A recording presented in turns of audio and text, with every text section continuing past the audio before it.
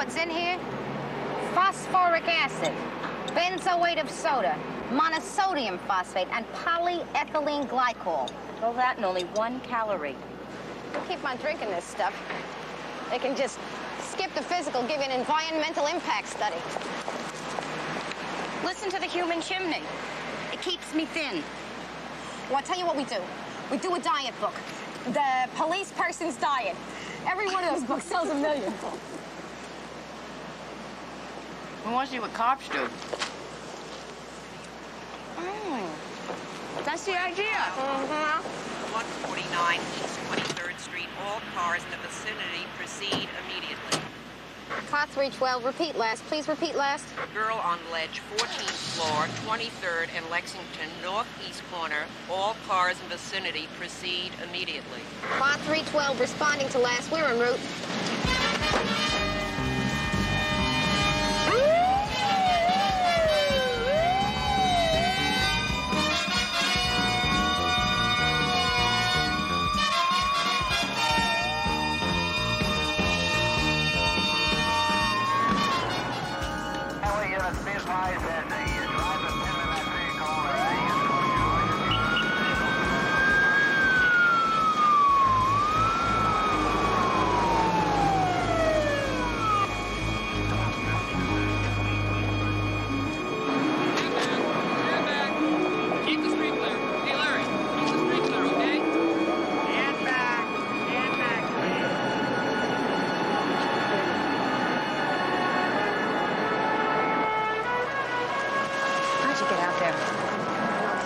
When Michael was through, you found him heading down to the 72nd Street subway station.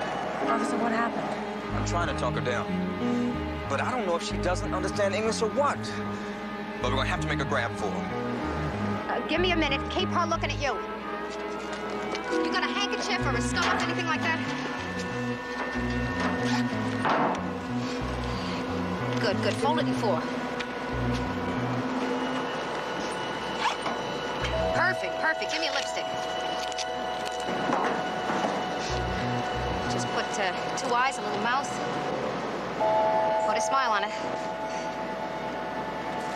Good, good. Hang on.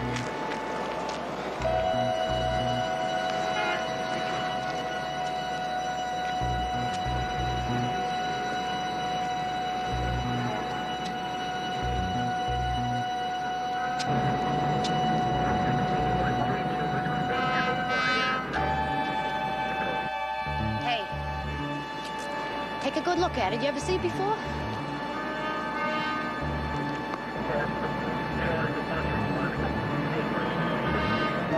What's the matter? You mad at me? Huh? You mad at me? You ever seen her before? She was wanting to come up here and you'd give her a hug. Isn't she a friend of yours?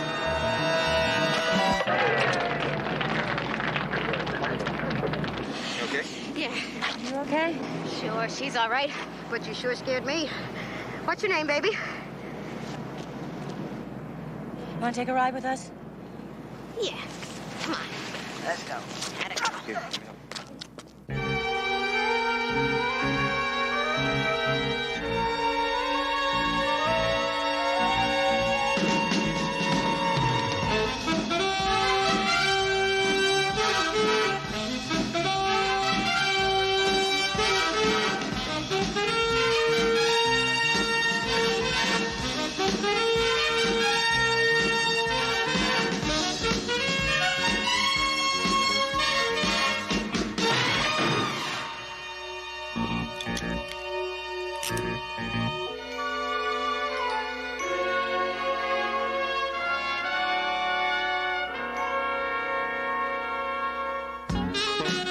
Call these plain clothes?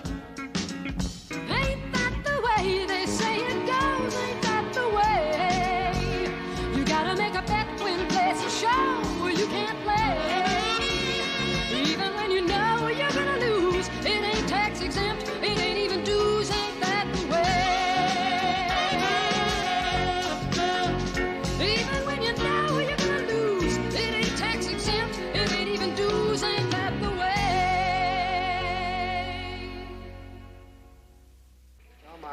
plenty of roughage. No, get me the stuff without the raisins. You can always tell a sandwich made for profit. They skimp.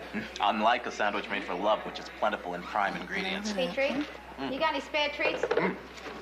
Homemade oatmeal cookies. Perfect. Hey, Petrie, look who's here. See him. Hello, I'm Arthur Barrett. I'm representing Curtis Murdoch, whom you're holding here. I'm Detective Cagney. This is Detective Lacey, Detective Petrie. You must be the arresting officer in the Murdoch case. That's right. Mm-hmm. And this? So far, she's exercised her right to remain silent. Smart girl. Looks like she's been roughed up a little. Could be police brutality. Someone else may need a lawyer. It'll never make the Supreme Court, Counselor. We have some things we could talk about. Well, what are we finding out here? The kid likes cookies. Hey, Cookie, what's your name, huh?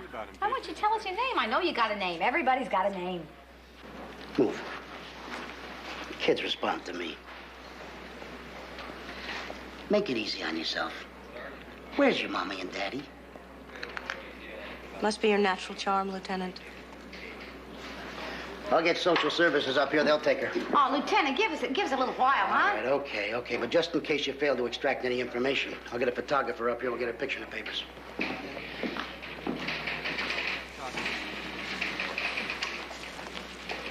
I'll bet your name is, Angela.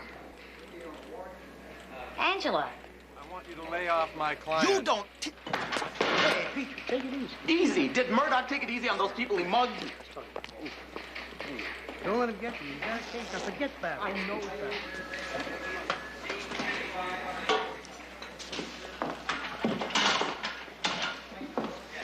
Make another friend?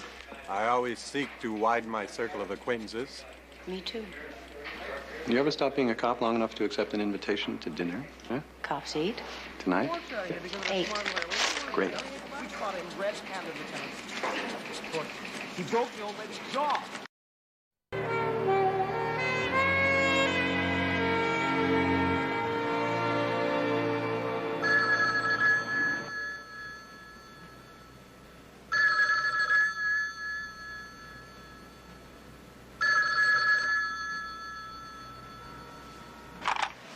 Hello.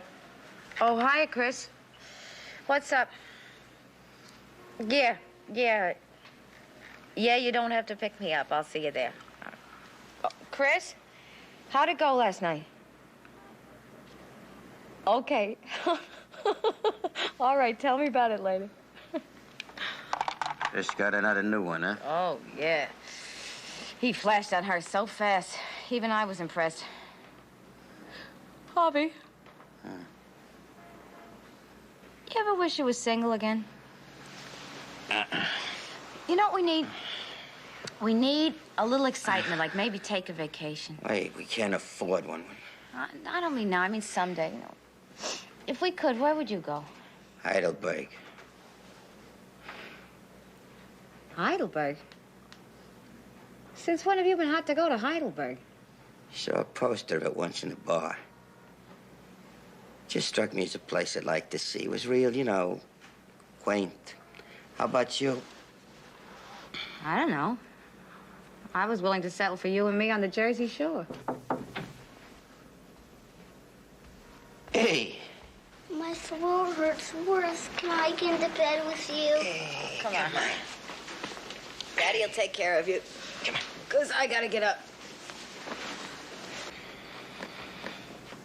Javi, what goes with a purse-snatching stakeout? Should I wear the tweed thing or my gray pantsuit? Wear your bikini. Purse snatchers will be so busy looking at you they'll forget what they came for. Love is blind.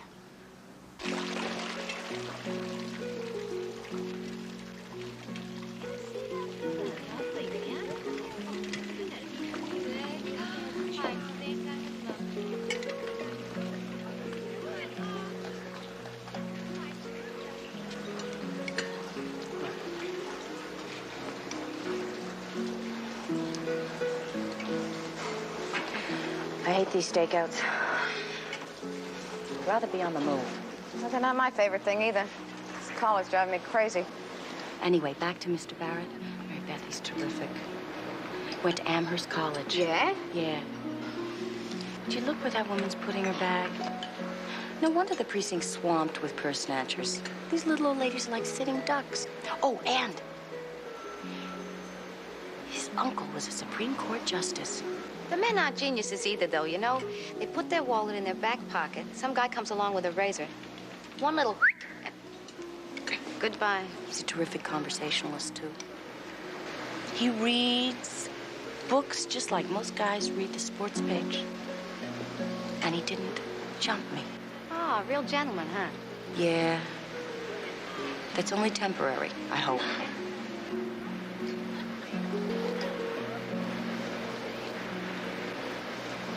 So, did the Prince of Preppies ask you out again? In advance to a $200 a plate benefit for the American Civil Liberties Union. Sounds formal. What do you think I should wear? You're asking me what you should wear to a function like that? I haven't been to anything fancy since Harvey's cousin got married. They were both virgins. That's how long ago it was. How is old Harv, anyway? Oh, he's all right. Michael's sick, though. He'll run through the whole family. It works like that. I'll be back in a minute. Okay. Has he still got the fever? All right, I can get all this stuff here at the hotel pharmacy. Yeah, give him a kiss for me. Harv, give him a hug. I don't want you to catch it, too. Bye-bye. There's another pair of prime targets. We made the papers. Anyone with information concerning this girl, blah, blah, blah, blah. Please contact Detective Cagney or Lacey. There's the picture. Cute kid, huh? Front page. I like that. Lady too busy to pick up your message. Any luck on a stakeout?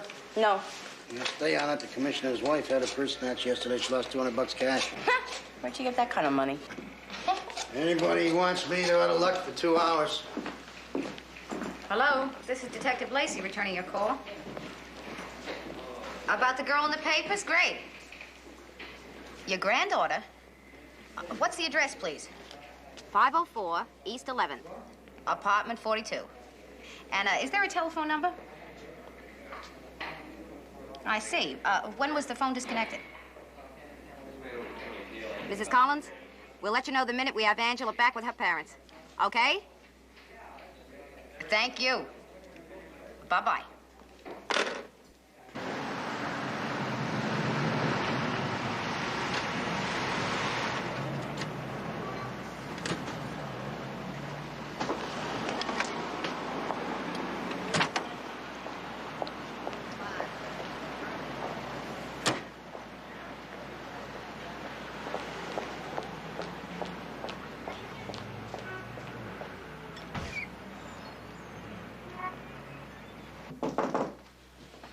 Yeah.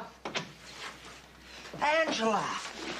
Angela, where have you been, huh? Are you George Dawes? Yes, ma'am. We're Detectives Cagney Lacey, the 14th Precinct. Can we come in, sir? Yes, please. Come on in. What happened? Where'd you find her? On a 14th-story rooftop on Lexington Avenue. You leave her with relatives for a couple of days. Next thing you know, you people find her like this. Honey, are you sure you're all right? Huh? Where are these relatives now?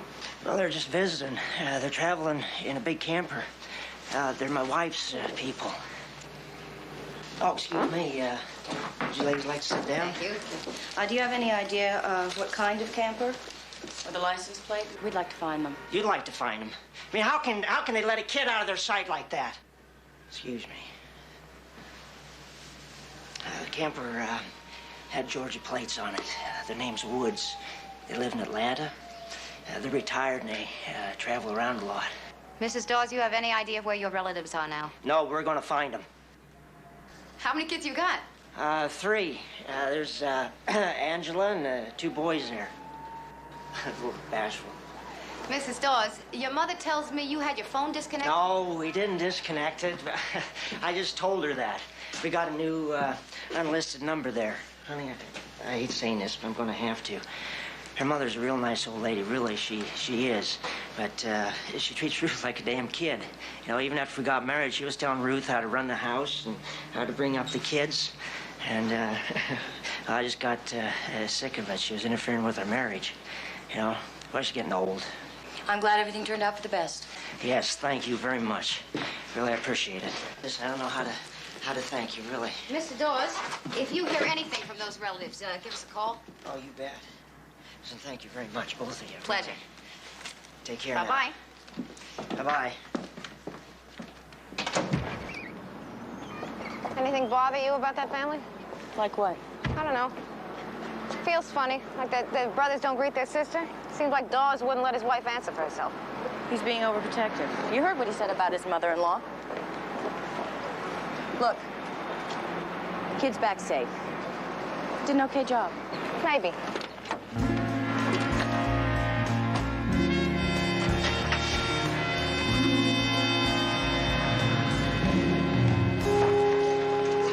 This guy kidnapped me. She tried to skip out on the fare. I just wanted to go up to my apartment.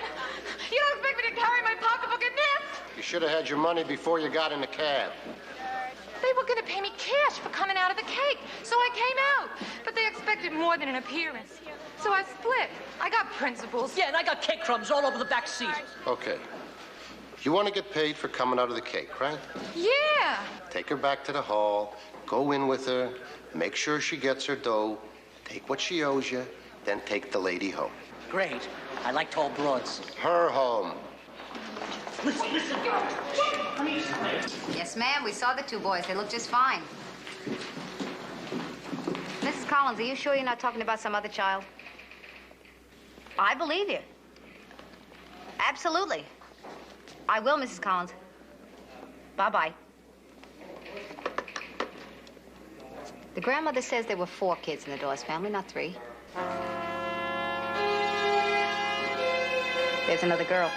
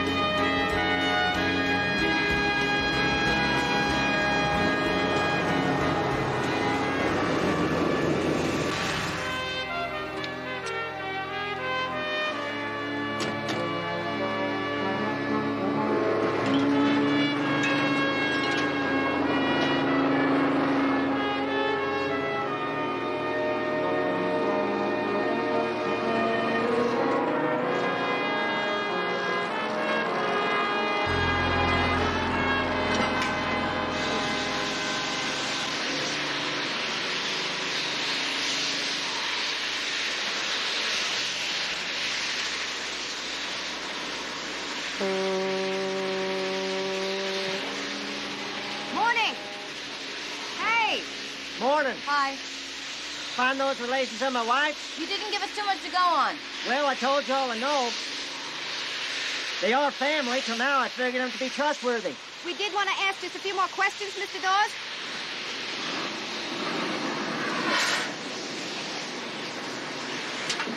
Sure, go right on ahead. How did Angela get those bruises on her arm? Well, I don't know. Kids fall. Ruth can't keep an eye on them all the time.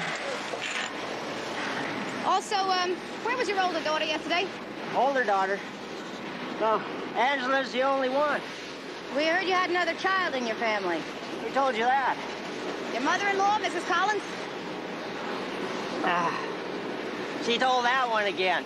Well, I guess that's her way of getting back at us, because, well, I told her she had to move out. You know, it was a rough decision, but, you know, I had to. She was driving my wife crazy. Did she tell you one about how Ruth would take it out on one of the kids whenever she got uptight? No. Well, she'll get around to it. She's got a whole collection of them. You just give her a chance. Well, better get back to work. Anything else I can do for you ladies? Not right now. Oh, listen, I wanted to say, you know, a couple days ago, if someone would have asked me about cops, I'd have curled their ear, but, you know, you two gave me a whole new respect for them. Thanks. Oh, you bet. Take care now.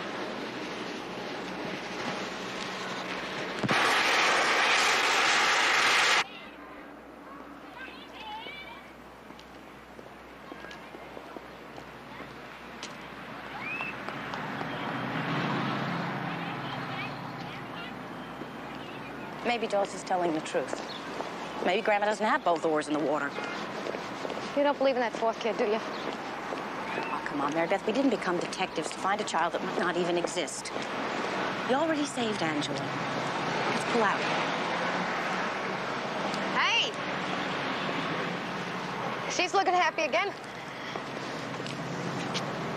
And on the ground again. How the boys? Doing good in school. Mrs. Dawes, where's Lynn? What do you mean? Well, we know there's another child in your family. Mrs. Dawes, why don't you tell us what really happened? We gave her up for adoption a couple of years ago. We didn't have any money, no room where we was living. They found a place where they could keep her. Where? It was through an agency.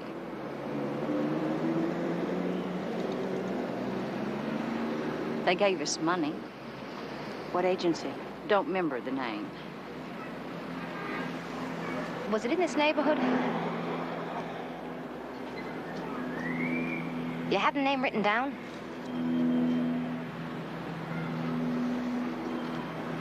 Maybe. Somewhere. We'll be talking to you again, Mrs. Dawes. Bye, Angie.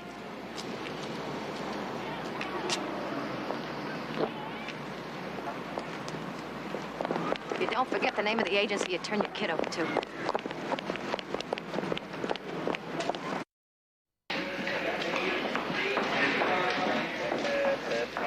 Ladies, somebody left this for you.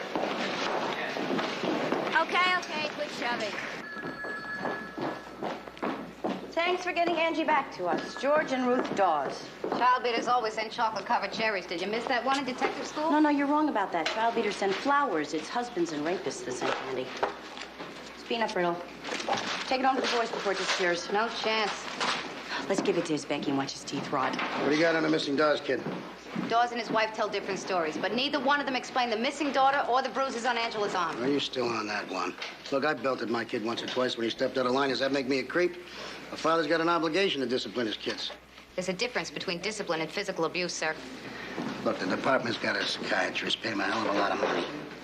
Does profiles, predicts behavior. He's good. Won't ask you if you dreamed about telephone poles either. I'll set up a meeting for you. You know, this could use some more peanuts.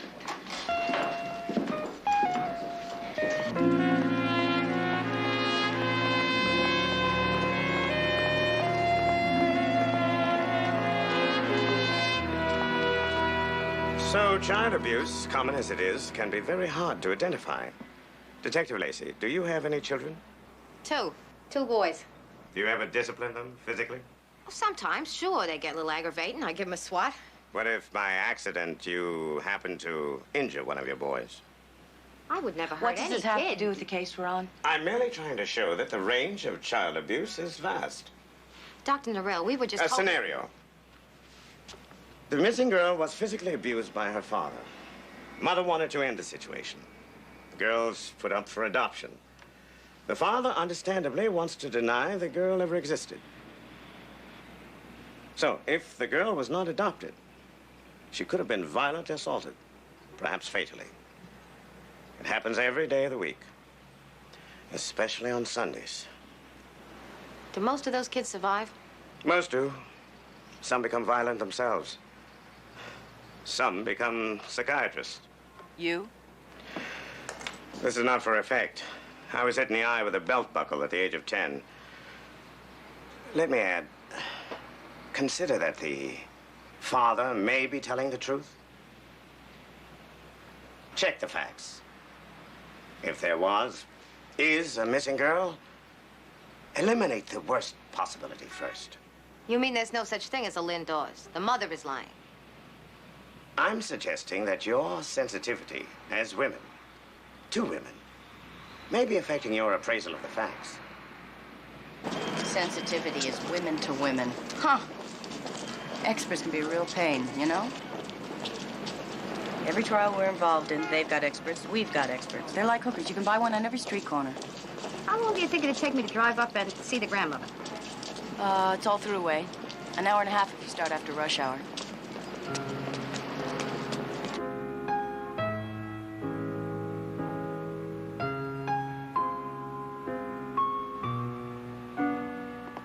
If I put it here, the sun shines on it all afternoon. May I come over and look? Sure. That's Lynn.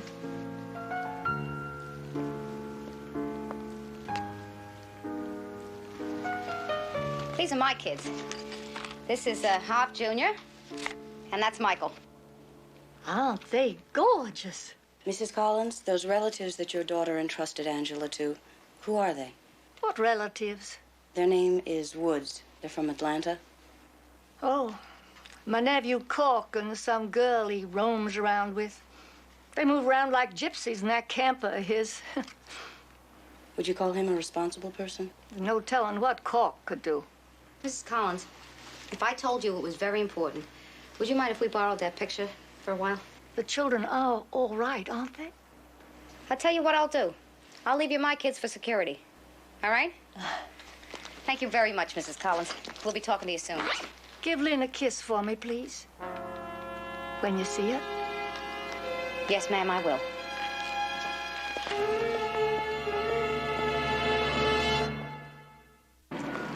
So anyway, we get back to my place. Yeah?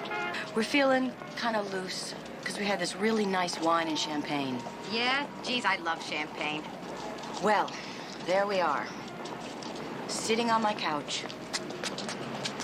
He's in his tux. Me, I'm in this gown. My clavicles are showing. We look just like a, couple right out of a perfume ad. And you know what he does? What? Nothing. Nothing? Check me out, huh? See any hickeys? Any beard burn? Nothing. Maybe he's gay. Not a chance. Maybe you're not his type? I don't know. We had this little argument about the criminal justice system. I think I kind of ruffled his feathers. So, how did it end? So I said to him, the trouble with you thoroughbreds is that you're too damn sensitive. We're not going to go to court on this. You're going to come over next week for dinner. You're cooking him dinner? You must really want him bad. 8:30 Tuesday. You got a pot you can lend me?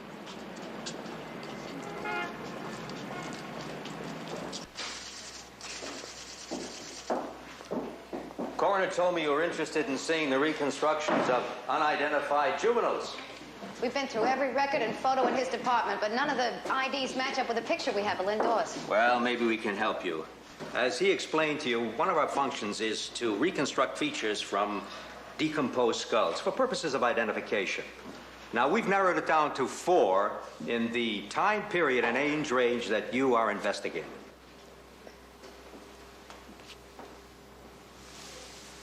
That's her. That's Lynn Dawes. There's some resemblance. Some? Is this enough evidence to proceed with our investigation, Doctor?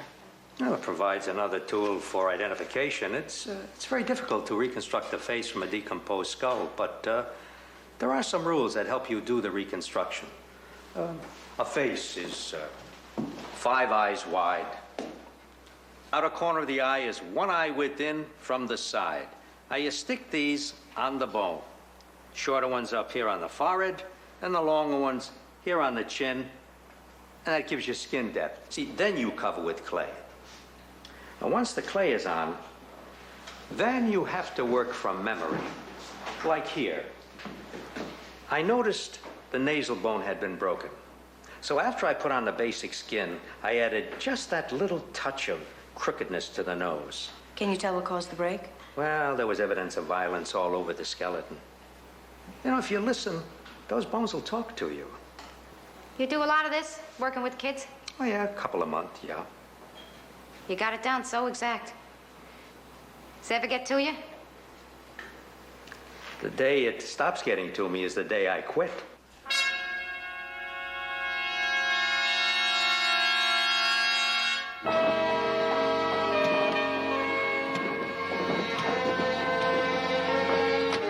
Dental x-rays, they match the pathologist's model that looks like Lynn Dawes. Good. Come on. We got lucky.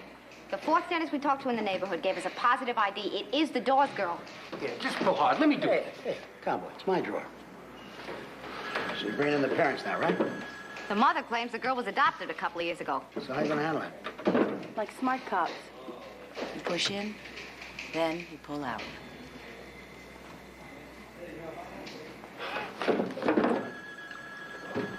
Geritol. Retired blood. What's going on, Lieutenant? You letting Thelma down? This year, what do you say we go? Well, get going. Now, be careful, will you? I don't want to have any false arrest suits in here. Yes, sir.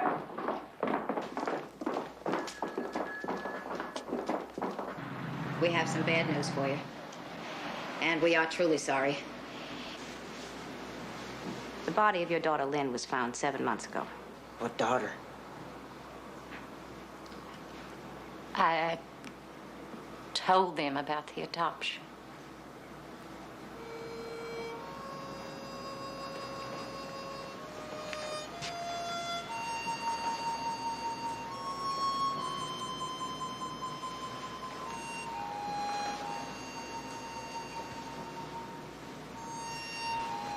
Sure. They're your own flesh and blood. You're supposed to look after them. You know, you try. Then the plant shuts down. So you start packing them up in the car and moving out. Looking for work wherever you can find it. Anything. The docks. Hospital orderly, pumping gas. I mean, what are you supposed to do? Watch them starve? You know, Ruth, she wanted to keep Lynn. But, you know, I just couldn't stand that hurt. Look at her, I not being able to give her what she needed. Now, you find her. You find whoever adopted Lynn. I want you to get him. I want him to burn. Do you hear? Get him. We understand. When was the adoption? What's the name of the agency? To help us here. Tell us anything you can remember. Please. Not now. I'd like to be alone with my wife. Not me.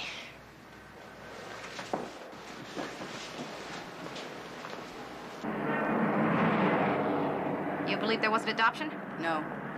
How are we going to prove it? Break one of them down? It's not going to be him.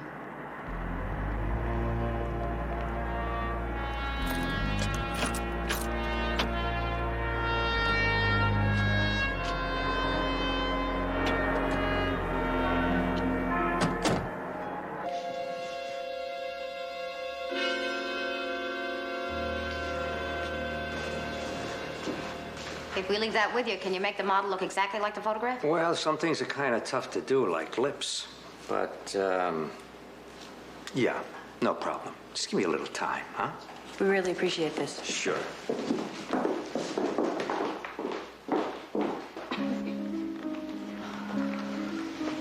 What was that I had over at your house last week? It was terrific. I don't believe this. You mean to tell me you haven't figured out what to feed Barrett yet? No. What was it? Meatloaf. Give me the recipe. Oh, Chris, you can't give a guy like Arthur Barrett meatloaf for dinner. You gotta give him something like, steak tartare. So, give me the recipe for steak tartare. I'll cook that.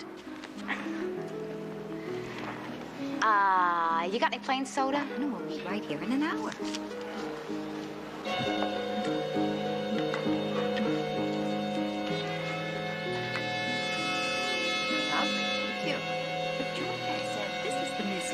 Excuse me. What is this drink? It's beautiful. Ah, pina colada. Ah, I must get one. Pay dirt. Cuff the blonde and blue. I'll get him.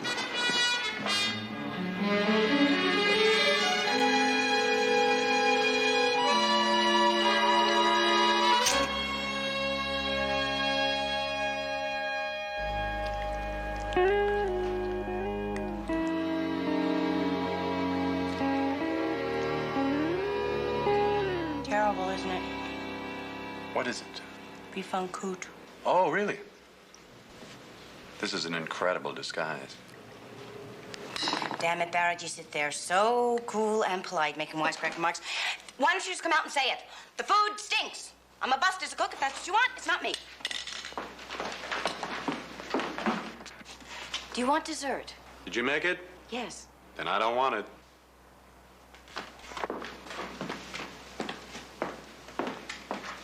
Some more wine?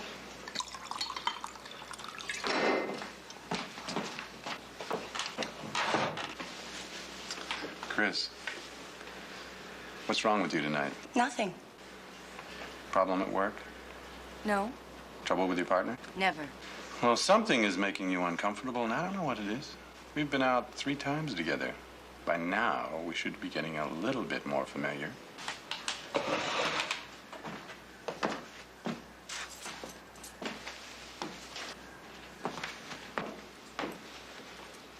Here are your car keys. Listen, Chris, I didn't mean to upset you. I didn't plan for this evening to go this way either. Your car is parked in the 6 a.m. tow-away zone. We don't want to wake up that early, do we?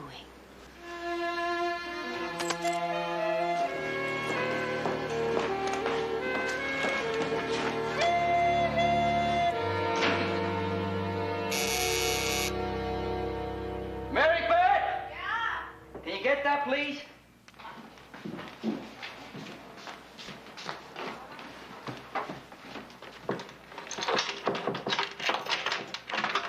Chris, you're early. Mr. Barrett has a wife in Washington. One of these we don't live together but divorce is out of the question relationships. Please. I spent $34.95 on a cookbook, not to mention what that side of beef cost me. Oh, Chris, I'm so sorry. It's his loss. What are you mad about? I blew it, you know? I mean, I can usually smell a guy like that a mile away.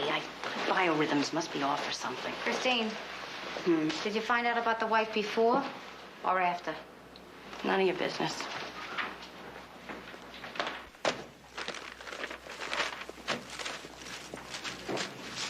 What is it? This is the whip the Duke used in Red River. The Duke used a whip? Well, he had to. Hey, you remember the scene where this guy was raiding the chuck wagon? He was trying to steal some sugar, and all of a sudden he dropped all these pots, and there was a big stampede? Yeah, that was a great scene. Oh, yeah. Well, the Duke had to teach him a lesson, huh? How do you know that that whip was the Duke's? Oh, the guy who sold it to me was an extra on the movie. No kidding. Wow. So how much you pay for that? $40. Yeah, it took me 6 months to convince the guy to sell it. Yeah, wow. You know that's the oldest con in the world? And you fell for it? Hey, Lieutenant. Guys in the John Wayne fan club don't lie.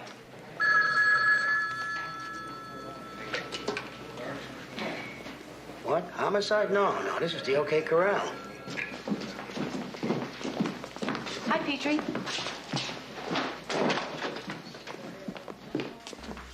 Petrie, you mad at me?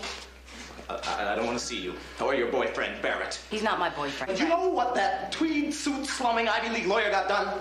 He appealed the hearing, and Murdoch is out on bail.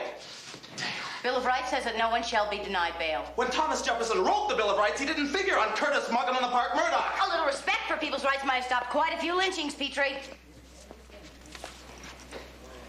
What the hell are you doing in the men's toilet anyway? There's only one toilet on this floor. Right now, it's the men's toilet. Let's go. Where? I just talked to Ruth Dawes. We're going to pick her up. Oh, I'm not looking forward to this. You said it. He's not going to be the one to crack.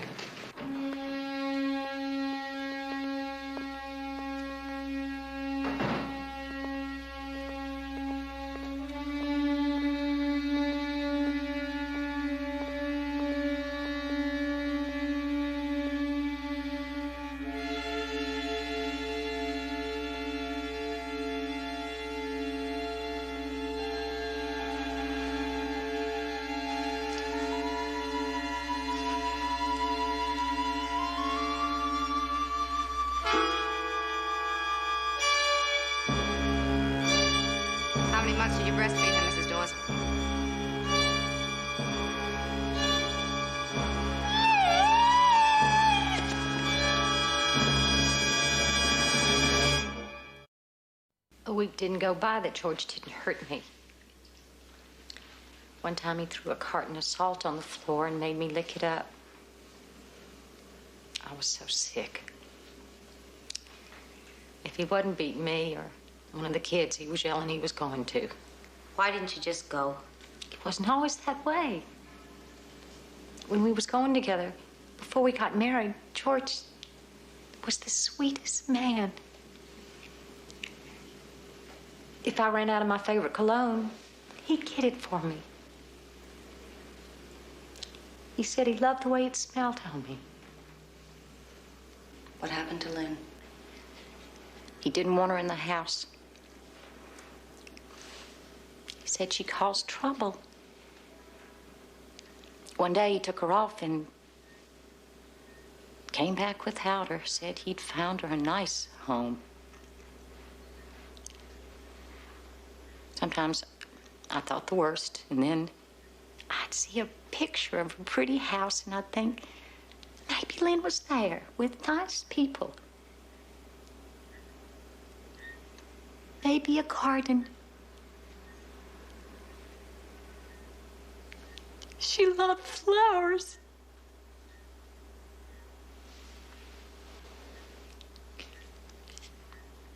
At least I saved Angela. We saved Angela. We took her off the roof of a 14-story building. I don't know how she got there. That day George came home and he made me dress Angel up.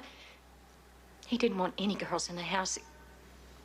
We drove around and around, and when we stopped at a liquor store, I opened up the car door, and I told Angela that her daddy was real angry and he was gonna beat her like he'd done before. I told her to run. What else could I do? You did good, Ruth. You did. You saved Angela. Now you've got to help us. Your husband is going to be charged with murder. You're going to have to tell a lot of people what you've just told us. It's not right to speak against your man. How can you say that? The man brutalized you. He murdered your kid. We'll protect you, Ruth. Cooperate with us. George Dawes will never hurt you or your children again.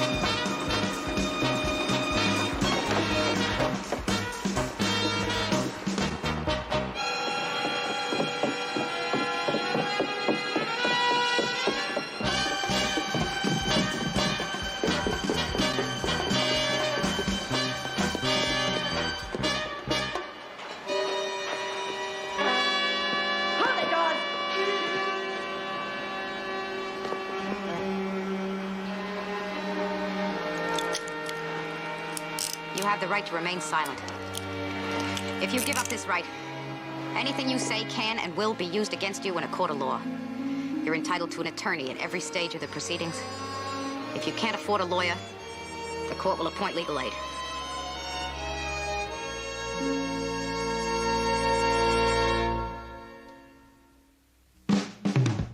Tonight on ITV3, Richard Griffith stars in the last in the series of Pie in the Sky. That's at 8. Then Hacks at 9, and later Tara Fitzgerald stars in the concluding part of The Woman in White at 10. But coming next, Sam materialises as a chimpanzee. Yeah, you did hear me right. In today's Quantum Leap.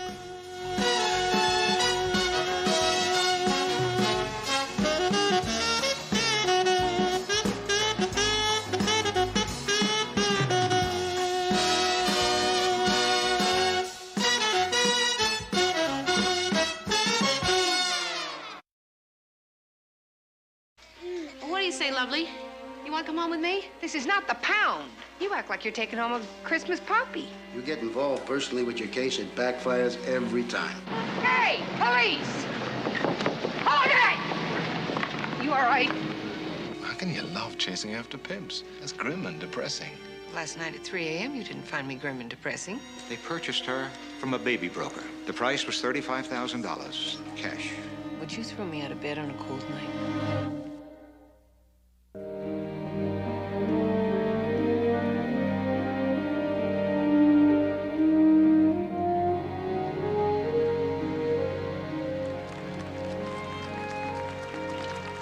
Well, the audience seem to like it. Now we wait and see what the vultures make of it. The critics will love it. Oh, Josh, it's such a wonderful play. Yeah, well, so's low maintenance, man. The reviewers ate that for breakfast. I still remember some of those adjectives. There was derivative, effete, pretentious. They were some of the better ones. I thought cops were paranoid. Baby, back in there is Paranoia Palace. Listen, if I start drinking too much at this party and insult the investors, will you arrest me? I'd be happy to take you into custody. Christine Cagney, defender of the peace and public morals. We thank you.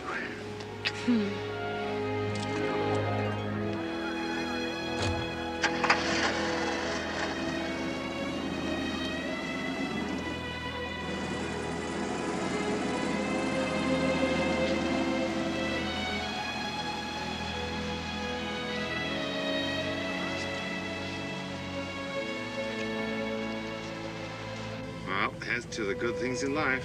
I'll drink to that. Oh, I'm glad that is over. I hate first nights. Oh, come on, you're wonderful. Oh, sweetheart.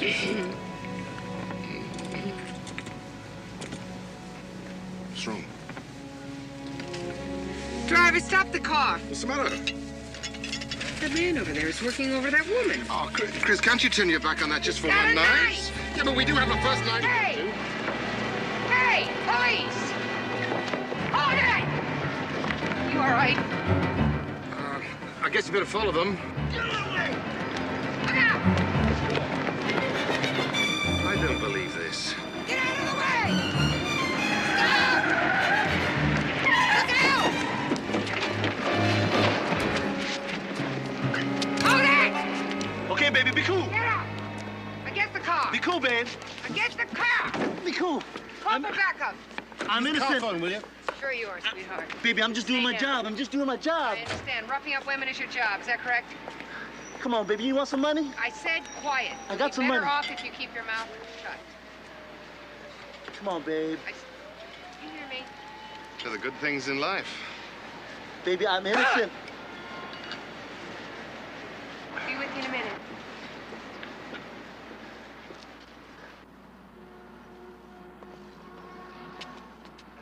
What? It's not meat. No, it isn't meat, but it gets all... So is it vegetable? Yes. Yeah? Yes, grains. Yeah. Distillation. Hey. Hey, how was the big night? Started out great. And then it kind of went downhill. I thought you were going to this big opening night party. By the time we got there, the party was over. What? There was a felonious assault on 8th Avenue. I was stuck there for 2 hours booking a pimp. Oh, Chris. Josh must have been disappointed, huh? Actually, he was a pretty good sport about it until the guy threw up in his tuxedo. Oh, Christine. Sorry. Cagney. Nice outfit. Thanks. I liked it yesterday, too. What? Had yourself a little sleepover date, huh? Don't kiss off, it's Becky. I wore my yellow sweater yesterday, didn't I? Cagney Lacey, end of hen party. All right, there was a baby abandoned this morning at St. Joe's. As witnesses, go talk to them. See if you can find a line on the mother. Yes, sir.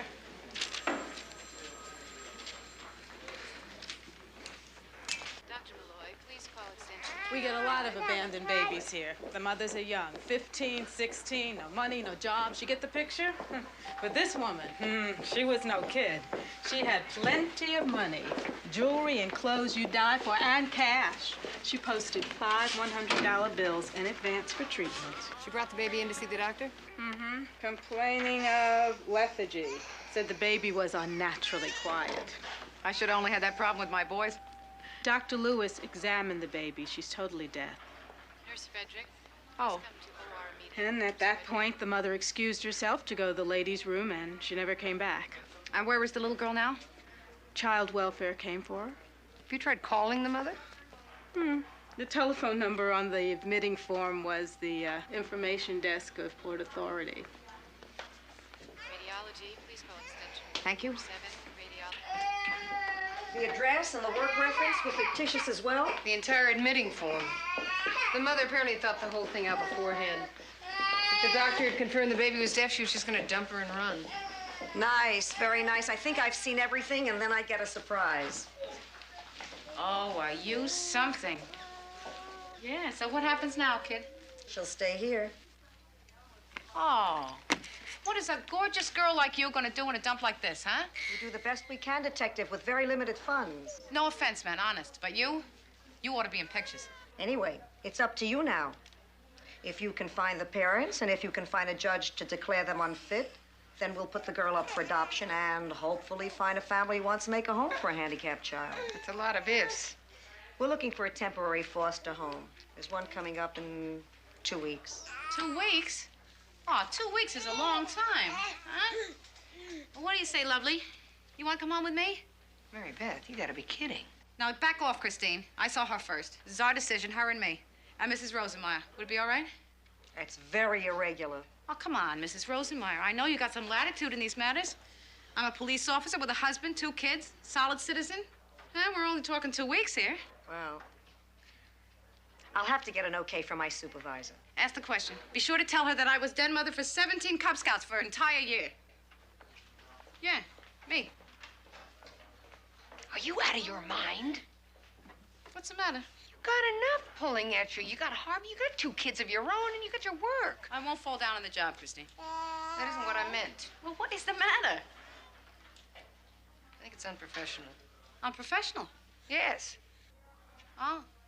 You know what? She's afraid of what the guys will say. Yeah, Coleman and his Becky. You know, the lieutenant would never do a thing like that. Now she's worried that we will look like the bleeding heart women in front of the guys. Am I right? Look at her. You want to get off it, Mary Beth. See?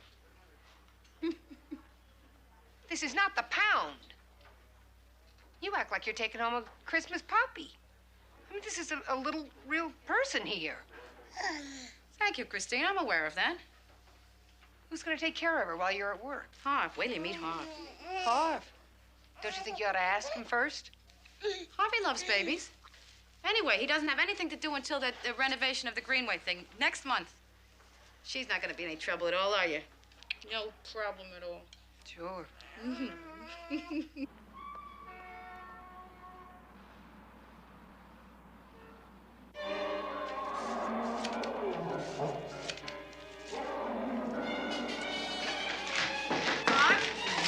Yo! Hiya. Hiya, baby. It's me. Harv, don't look. I got something. Just turn around, okay? Just turn around. Okay. Okay. Hiya, men. Hi, Mom. Come over here. I got a surprise for you. In a minute. The show's almost over. What you got, an Atari? Oh, wow. She finally bought us Get one. over here. Just stand by your father. Okay? Ready? Ta-ta, ta-ta-ta-ta. A baby. Oh, gross. Where'd you get her?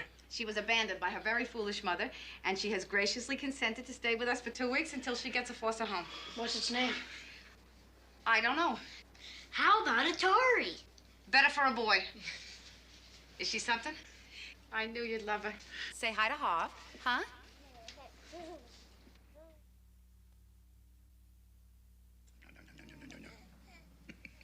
Hand her over. Come on, Harv, let me hold her. Let me hold her. Okay, bye-bye, baby.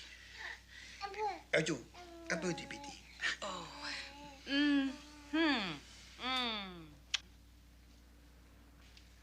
I couldn't explain this to Christine. What's that? And I miss holding a little person like this in my arms. She's a doll, all right. Oh, boy, diaper. I get it. Harv? It's my birthday next month. I know. Like vintage wine, better every year. Yeah. But not any younger. I mean, we don't have forever on this lover. If we're gonna have another baby, we're gonna have to do it pretty soon. Want to practice? I don't know. It's a big decision. I just keep going round and round. I don't know for sure. I guess I thought maybe that she could help us make up our mind, maybe. Kind of like a trial run, huh?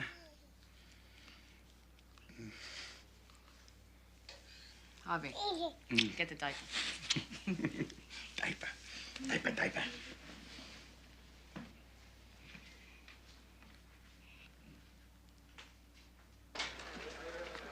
You know, Petite Jolie, Jolie. Yes, they're the manufacturers. Yeah. Okay, I'll wait.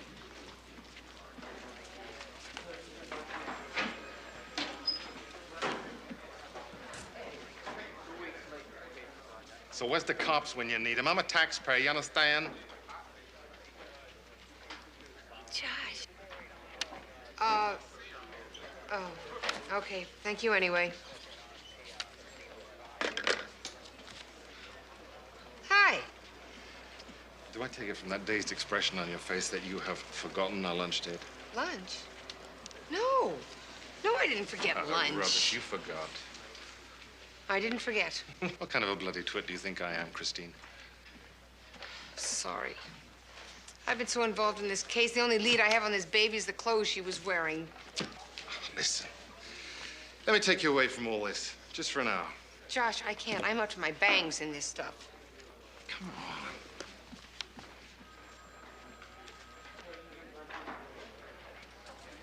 on. Why not?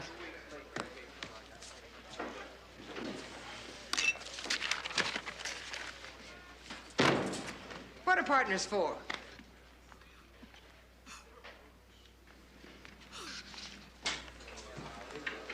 Lacey, well, I'm not gonna beat around the bush here, Lacey. Straight out, I'm telling you, I don't think it's such a hot idea. Sir? The baby. My 2 cents, you give her back now before you're in too deep. This is experience talking, Lacey. You get involved personally with your case, it backfires every time. I believe I can handle it, sir. Oh, good. Yeah, well, I thought I could, too. An assault victim, well, we dated each other for a while, and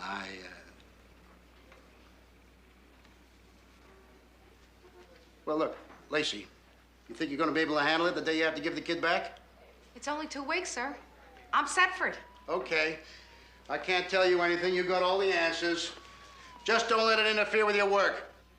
No, sir. Thank you, sir.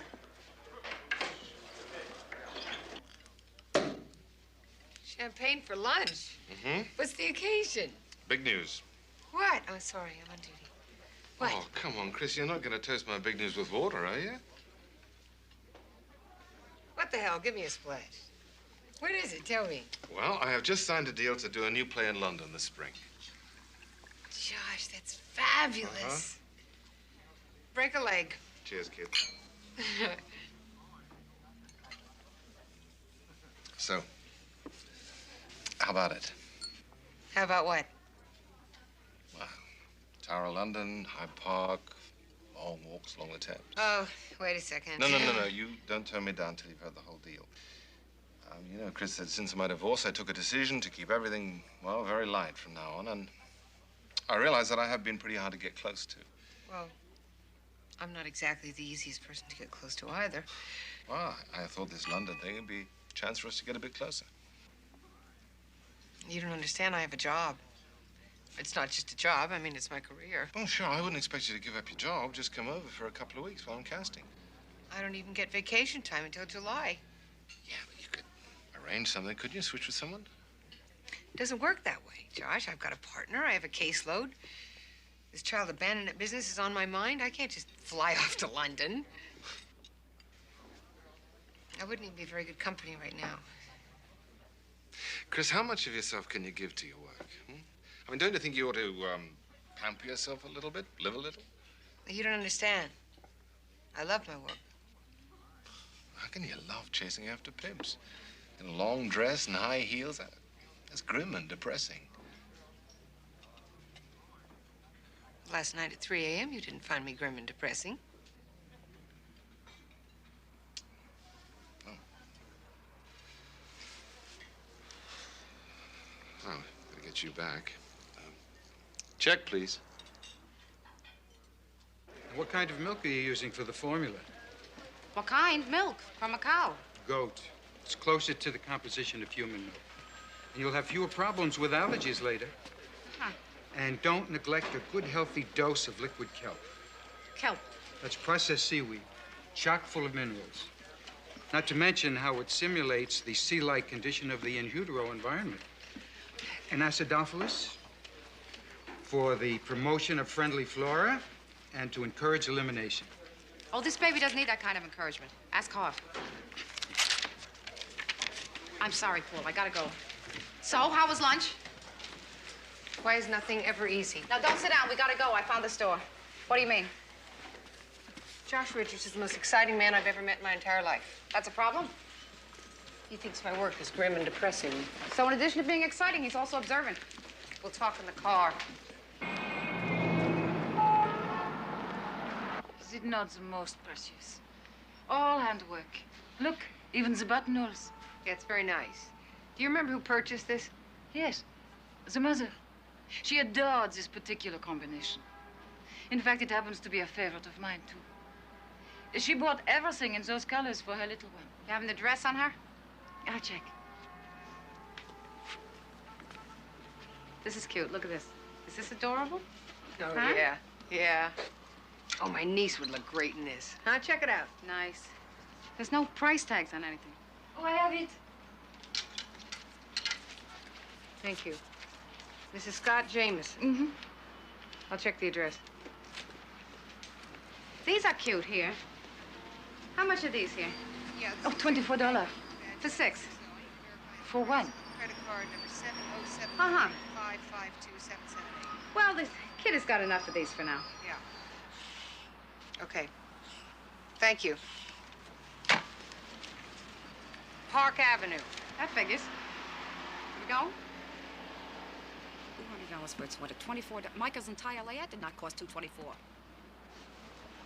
Michael got the better deal.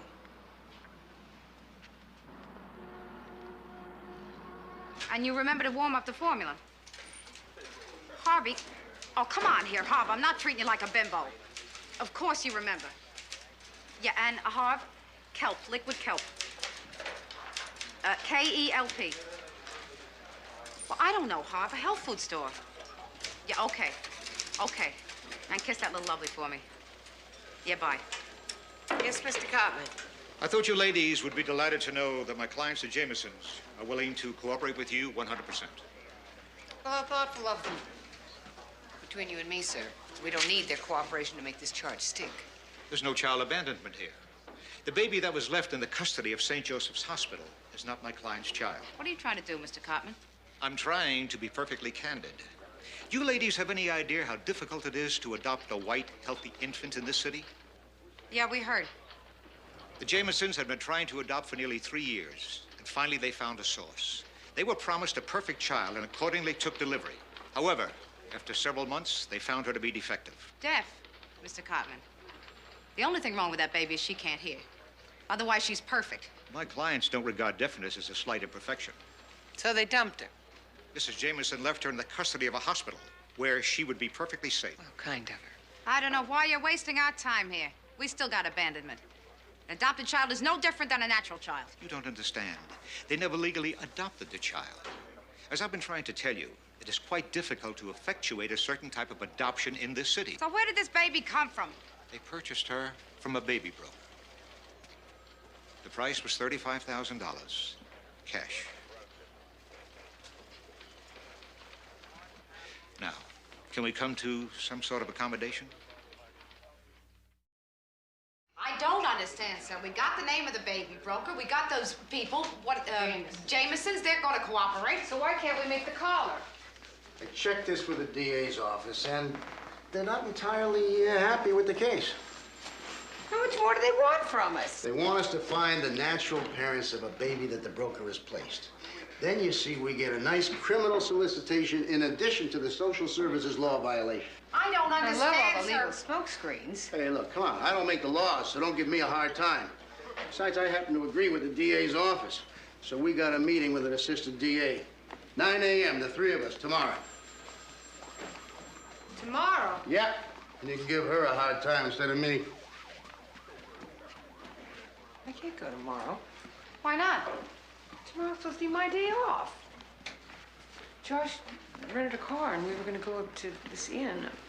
What am I going to tell him? Tell him you have to work. That'll go over real big. You know how understanding he is about my work. Christine? What? I hate to discourage you about a man, but maybe he's the wrong one for you. Maybe everyone's the wrong one for me. Well, it must be me. I mean, if enough people tell you you're drunk, lie down. You gotta make compromises to be with a man, Mary Beth. I'm telling you, a lot of compromises.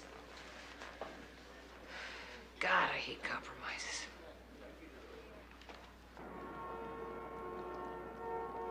Delbert P. Jarvis, attorney at law. We've been trying to build a case against him for the past 6 months now. Well, the Jamesons said they testify in court that they purchased a baby from him for $35,000. Well, and a jury might not convict on that. What I want is for him to solicit a mother to abandon her baby. We did have a 16-year-old in Queens who was willing to testify, but... Why do you say did have? She disappeared off the face of the earth. Oh, we can't prove anything, but I think Jarvis either paid her off, frightened her away, or who knows. Nice fellow we got here.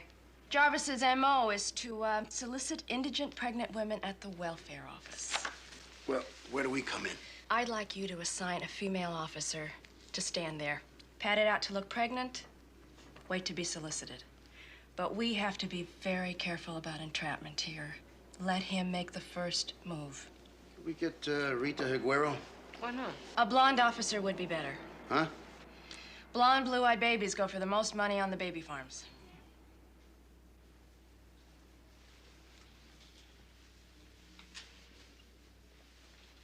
I'm not wearing any of those maternity dresses with the bows on them. I'll send along a male detective as backup. A husband. You have a blonde detective. Oh, yeah. Does he have to be blonde? How's my blushing bride? Going home. Sounds good to me. Where are you going, Miss Becky? Home with the little woman. I mean, you're supposed to be pregnant tomorrow, so I thought... See, that's your problem, Victor. Thinking.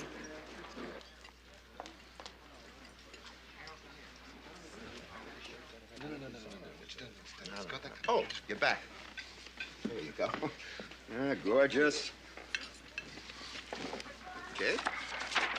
Oh, I don't know what to eat. I feel like such a blimp. You look spectacular.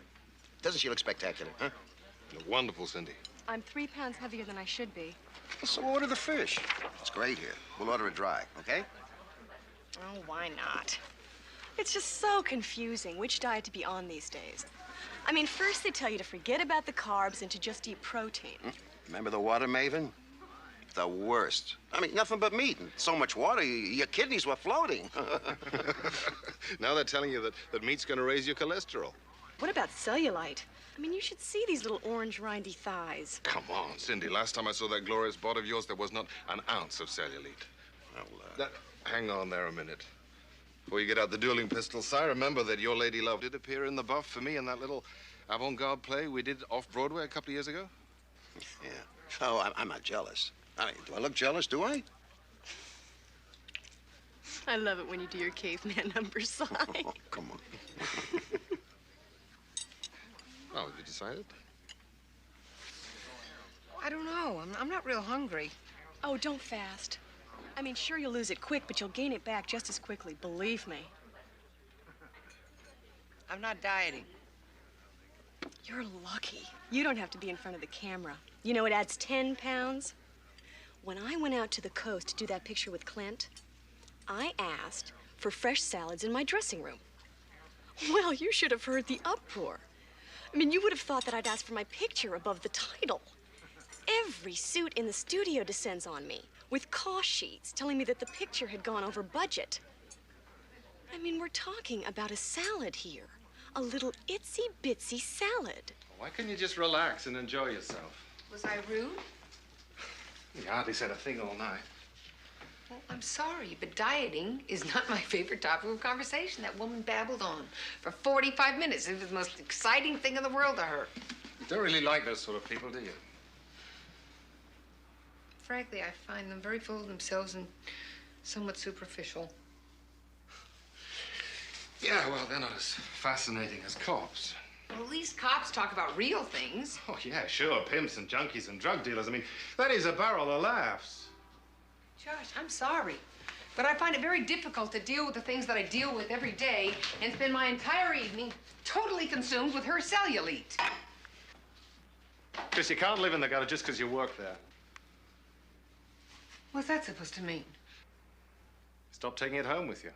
Where in the hell am I supposed to leave it? What I'm trying to say... Wait a minute. I see people who eat dog food because they can't afford a decent meal, and this bimbo's worried about taking off 3 lousy pounds? Different people live in different worlds. It is possible to move from one to t'other. No, how about selling children, huh? And she is worried about having a salad delivered to her dressing room. Let me tell you something, pal. The next time somebody steals your bloody sports car, call an actress. Yeah, well, it just might. Wait a minute. Where are you going? I thought you were going to spend the night.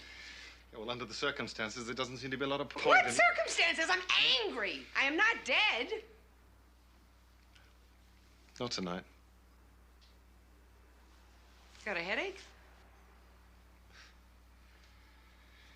Oh, well, I guess I'm just not in the mood. Josh,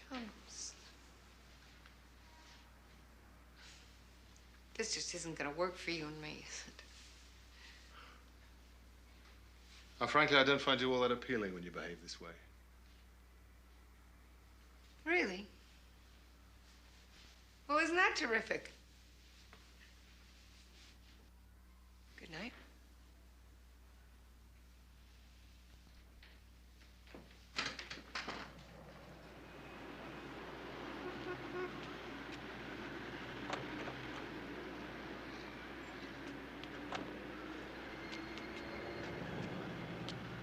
It must be tough to do, though, with both parents working, huh? But you and Claudia are doing just fine, right? I wouldn't go that far. But what do you do with Lauren? Daycare? Claudia's mother. Daycare, babysitting. It's the logistics that kill you. That bad, huh? You know the worst part? What? The only one who knows for sure if it's working out is Lauren, and she's too little to tell us. Oh, don't worry. She's 13. You'll hear from her constantly. Thank you. Most important thing you can do for your kid is not to let him walk too early. Beg your pardon? Well, premature homolateral movement can cause severe switching in the cerebral hemispheres. You know, right brain, left brain. See that? His parents probably encouraged him to walk too soon. Ah, here comes mine, pot kettle now. How'd it go? Nothing. Hey, you, Josie. So? We stood in line for 6 hours now, one bite. I'll tell you, my feet are killing me. Hey, Lacey, you got one terrific partner there. You want to trade? I'll give you Petrie and 2 draft choices. What do you say? No, thank you, Victor.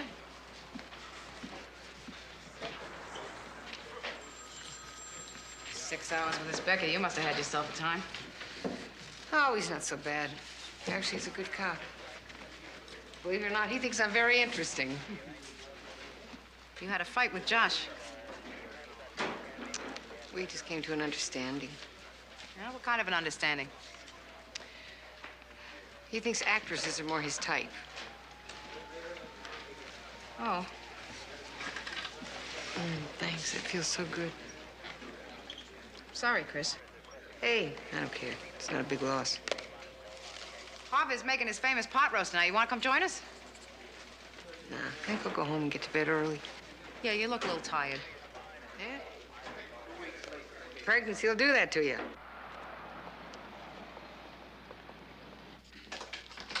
Mary Beth?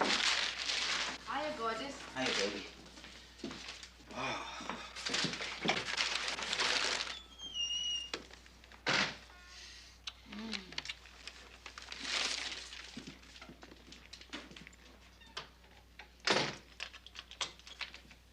Where's Jeannie? Jeannie? She's sleeping. I thought you said we weren't gonna name her. Make it too hard when we have to give her up, yeah. It's just today, I thought about her as Jeannie. You know, Jeannie with the light brown hair, like that song. Let's adopt her, Harv. Let's adopt her. I thought we were babysitting for 2 weeks here. Has she been a problem? She hasn't been any Slow problem at all, down, Mary has she? Beth. Not for you, maybe, but what happens when I have to start work on this Greenway remodel? I won't be here to take care of her. We did it before, Harv. We did it twice. No. My mother did it twice. She starts a new job next week. So we get daycare. We get a babysitter. How else does every other family in America manage? Mary Beth, she's going to need special attention. The deafness. It's not a problem now, but later. The schools, Harv. The special school. We'll all learn sign language. Oh, you don't want to do it? Oh, Mary Beth, listen to me. She's a doll, and I am crazy about her. But you and me, we are finally getting to a stage in our lives. The boys will be self-sufficient soon. I mean, we'll be able to go places. We can do things. If you don't want to do it, there's nothing more to be said. It's got to be a two-way decision. Did you hear me say no? She knows we're talking about her. Jeannie. Yeah. Nice name. Honey, either way, I love you. Okay, all right. We're coming. Harvey, think it over. 18 more years, she'll be out of the house.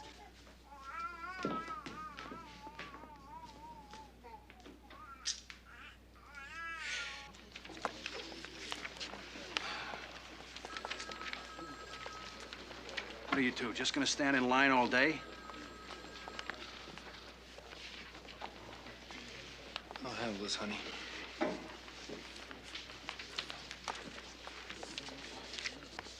You haven't completed these forms properly. Oh, yeah? Sorry. It's kind of new for us. It's embarrassing. I've never been out of work before.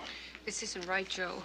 Let's get out of here, please. No need for the missus to have false pride.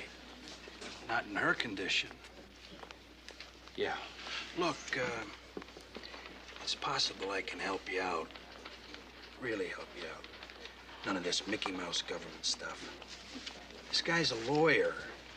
Helps people like you get back on their feet. I'll call him, tell him you're on your way over there. Thank you very much.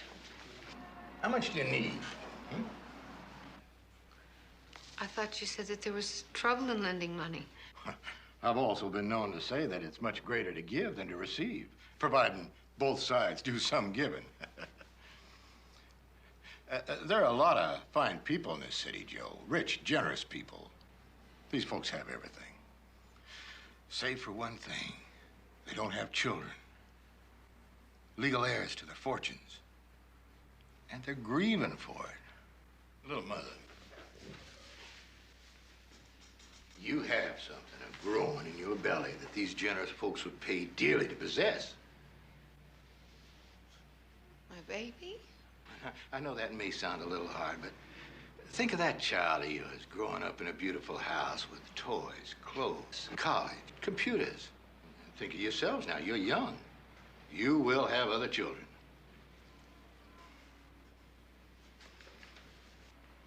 This time, why, you'll have a $15,000 nest egg to see to the future.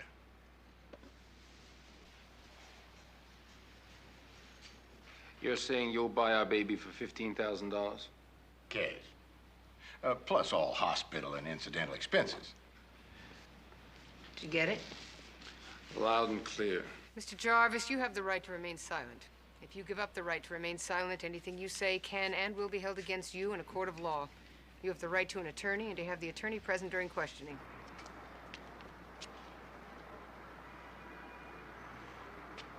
Well, you should have seen Cagney, Lieutenant. She was great. Wide-eyed, sweet as pie. Then all of a sudden, bam! Okay, Buster, you're under arrest. I thought Jarvis was gonna lose it right there. Come on, Victor. It was no big deal. I think you should get credit when you deserve credit. Victor, enough already. Well, the assistant DA is happy now. She's filing on Jarvis for conspiracy, child selling, and criminal solicitation. They got the one welfare clerk, and they got an investigation going to see if they find any others. What about the parents? Child abandonment and child endangering, we're bringing them both in. Did you get the file on Jeannie? Yes. May I see it?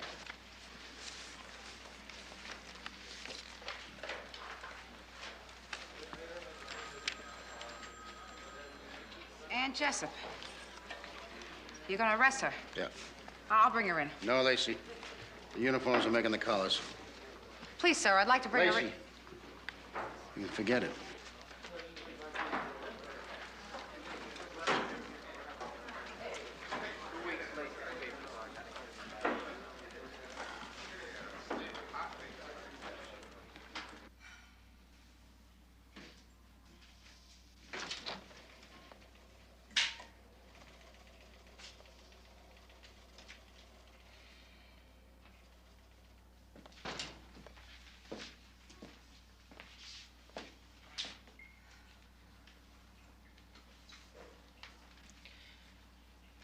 So what do you think?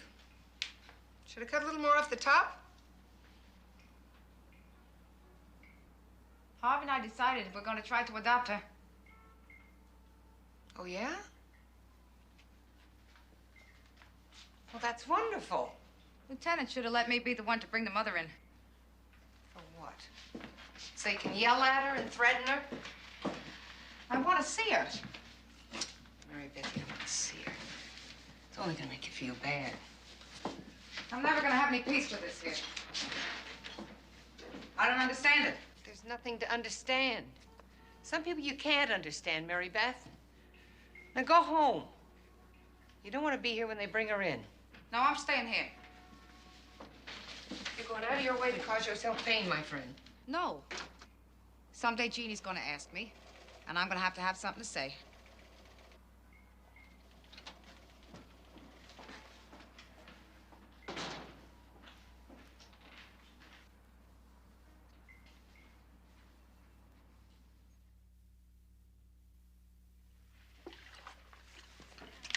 No way. You keep that on my tab. I ask you out, you're my guest. Here's to fighting crime and pursuing justice. And if you don't know it, I'll hum a few bars. Isn't that good? You having fun? I tell you the truth, I'm not used to girls taking me out on dates, especially not you. But I was surprised when you asked me out. Is that good surprised or bad surprised? What do you think? I don't know what I think. I'm asking you. How do I know? You might find me grim and depressing and unappealing. That's a joke, right? I never joke, Victor. Let me ask you something. What do you really think of me? Is this serious? Well, I think you're really a looker. I think you're funny. I think you're smart. And I think you're a good cop. Enough? More. You're scintillating, captivating, exciting, enchanting. Okay. Now for the acid test. Are you ready? This is the question. Would you throw me out of bed on a cold night?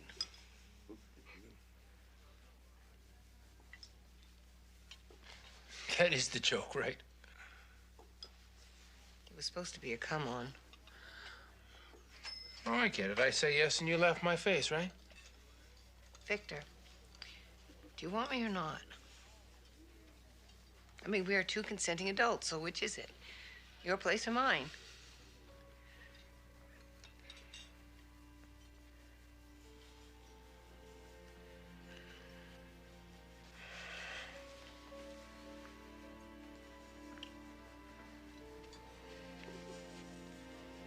You got hurt feelings. Or something. You don't want me.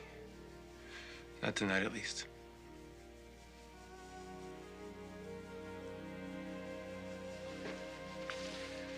I'm gonna hate myself in the morning.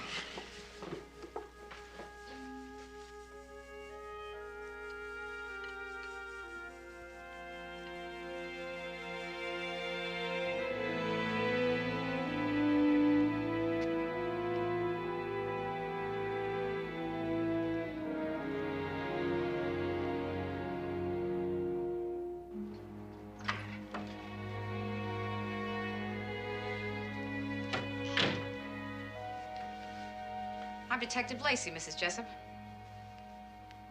They tell you you don't have to talk to me. I just wanted you to know that my husband and I have been taking care of your daughter. I never really saw her, you know. They took her away in the delivery room. What does she look like? Pretty. She's pretty. She's got big blue eyes, but I think they'll go brown. And a healthy appetite. Mrs. Jessup, did they tell you in the hospital that she's deaf? I don't care. I want her back. You gave her away, Mrs. Jessup. You sold her. We were living in 2 rooms without heat. I already had 2 children.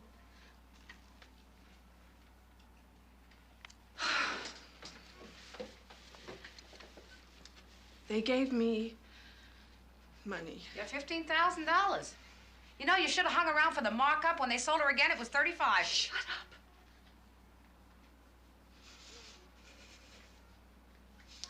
I didn't really know her yet. Can't you understand that? She was just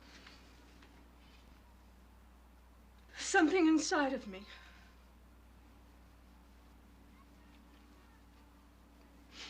I want her back. That's for a court to decide. She's my baby. What are you gonna do next time you can't make rent?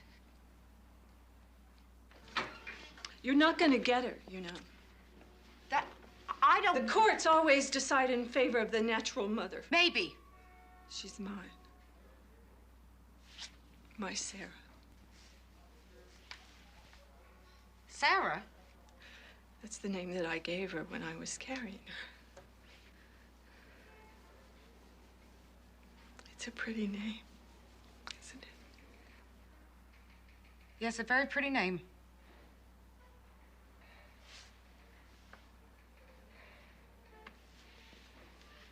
Hey, lady.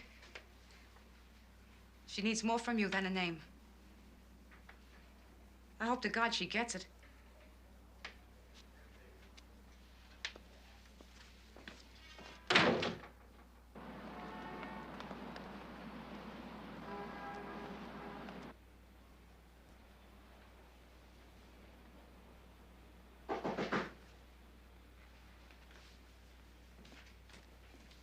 Yeah, it's Chris. Hiya. Thanks for coming. Sure. Sit down.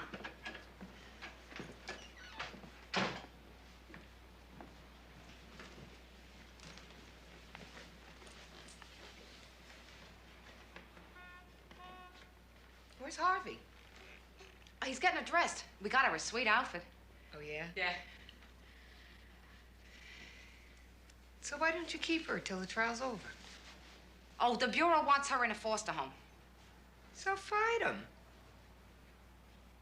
No. Why not? Mother is not so bad. You know, it's easy to judge, Chris. It's easy to judge. But how do I know what I would have done? I know what you'd do. You'd eat dog food if you had to. The court's not going to give it to me. I mean, the preference is the natural mother. Well, you said she's okay, though, huh? The mother. Yeah? And you can keep an eye on her. Yeah. That's good. Yeah. You and Harvey really ought to have one of your own the old-fashioned way, you know it? Yeah? Mm-hmm. Oh, Christine, I feel so sad. Sorry, Mary Beth. Mrs. Rottenmeier. What is Rosenmeier? Oh, come on in. Officer Lacey. Yeah, you remember Officer Cagney? Harv, Mrs. Rosenmeier's here.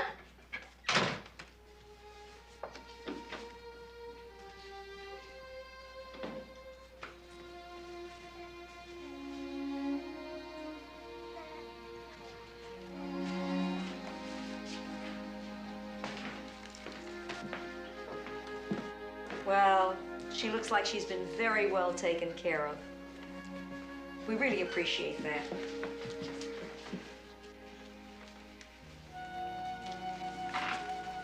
So long, kid. Of all the gin joints in the world, you had to walk into this one.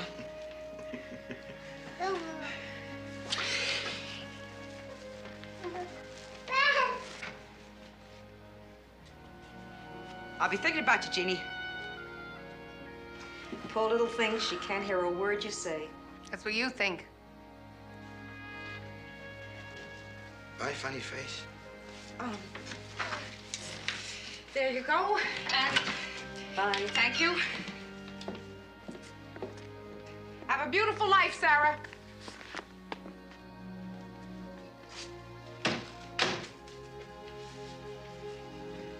Want a beer? Okay.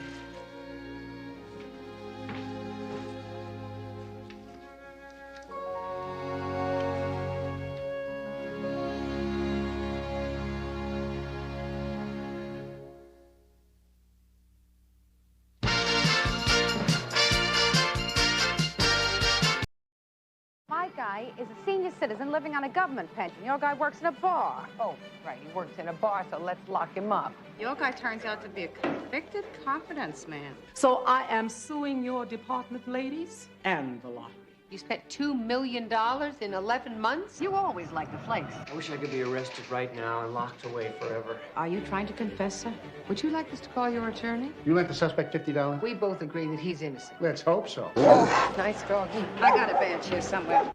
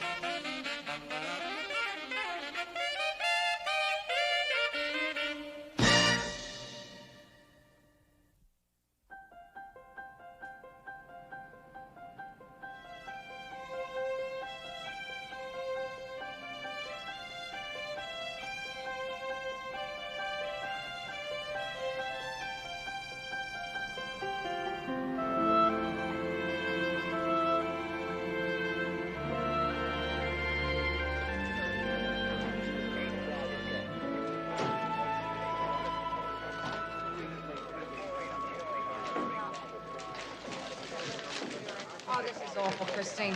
It wasn't just the one charity. I had a whole lot of other receipts in here.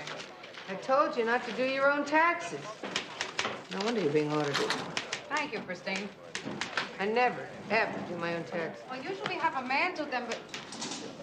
Yes, Victor? You're getting audited, huh? No kidding. No kidding. By the IRS? No, Victor, they're being audited by the Department of Agriculture. Hey, Cagney, I got a question for you. If you could have any dog that you wanted, what kind of dog would you pick? This is a trick question. No, really. The annual dog show at the Garden opens this week. It's just on my mind. Victor, you've never been interested in dog shows. Sometimes I like What to go is this? One of those personality tests out of your magazines? You ask me what kind of dog I like, and I say, oh, Doberman Pinscher. And you'll say, hey, guys, Cagney just said a Doberman Pinscher. No, it's really just for me. Hey, Coleman. Cagney said Doberman Pinscher.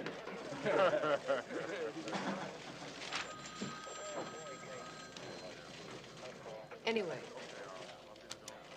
what happened with your tax man? Oh, he got off probation and moved to South Carolina. Off probation? You had an ex-con doing your taxes? He was a very good worker, Christina. We never got audited before. I was very worried. Cagney Lacey. Good morning, sir. Huh? Good morning. Oh, yeah, good morning. Listen, you two are up. Just took a call about a crime at the lottery office. Let's see, Mrs. Burnside there. What kind of crime? She said she would explain to the detectives when they get there. So get there. Yes, sir. Lotteries are held all over the country, all over the world. Why does this have to happen to me? Bet the state lotteries never had this problem. Now, what exactly is it that happened, Mrs. Burnside? Right. Well, this particular lottery was drawn almost 1 full year ago, and 2 winners were paid already, $2 million apiece. We put out a news release that the time limit is almost up, and now these 2 men are each presenting winning tickets. So, good for them, right? They both get $2 million. The problem is there were only 3 winning tickets printed. One of those 2 men out there is attempting to perpetrate a fraud.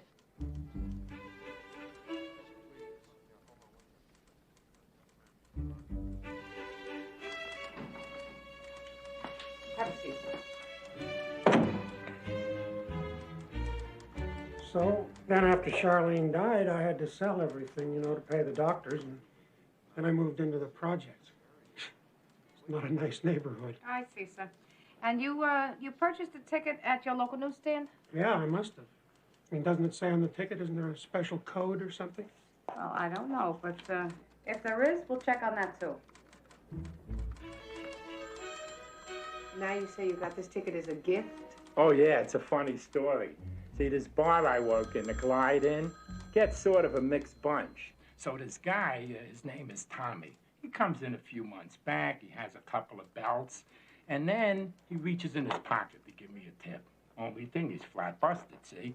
I see. Yeah, so all he had is this old lottery ticket, all gummy and wrinkled up. Forgot he even had it. Then he gives it to me as a tip. Was I sore? So I got it framed and hung it over the bar.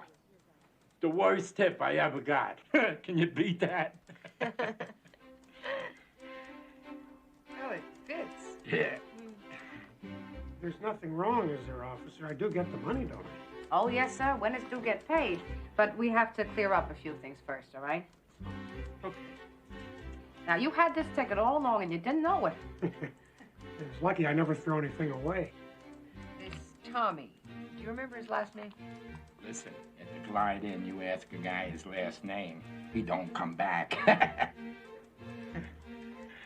Okay. No last name. And you missed the drawing on TV. I don't have a TV. There was one down at the senior center, but I don't like to go down there after dark. Uh-huh. What about the newspaper? Well, I had to let my subscription run out. It was too much money. And I don't have any friends or family even to tell me. That is the winning number, isn't it? Oh, yes, sir. It's the right number. Oh, boy. Yeah, I always managed to get by, you know, but, well, 40 years with the U.S. Postal Service, I always thought that would be enough, with my pension and all. Funny, it sure isn't. Sir, forgive me for asking this, but I was wondering, if you have so little money, sir, how is it that you can afford to buy all these lottery tickets? Well, it's probably foolish, I know, but an old man's got to have a dream. Yes, sir. Oh, why does this have to happen to me? I'm not a bad person.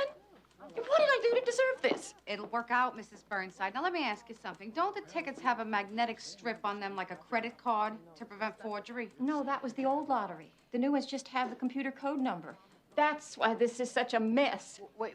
Why can't the 2 tickets be verified on the computer? Because the computer dumped the coding data. I beg your pardon? Dumped, erased. Happened about 10 months ago. Oh, I don't know. It was a freak accident. It hasn't happened again. I mean, it was an accident. But you think that they will remember that? Oh, no.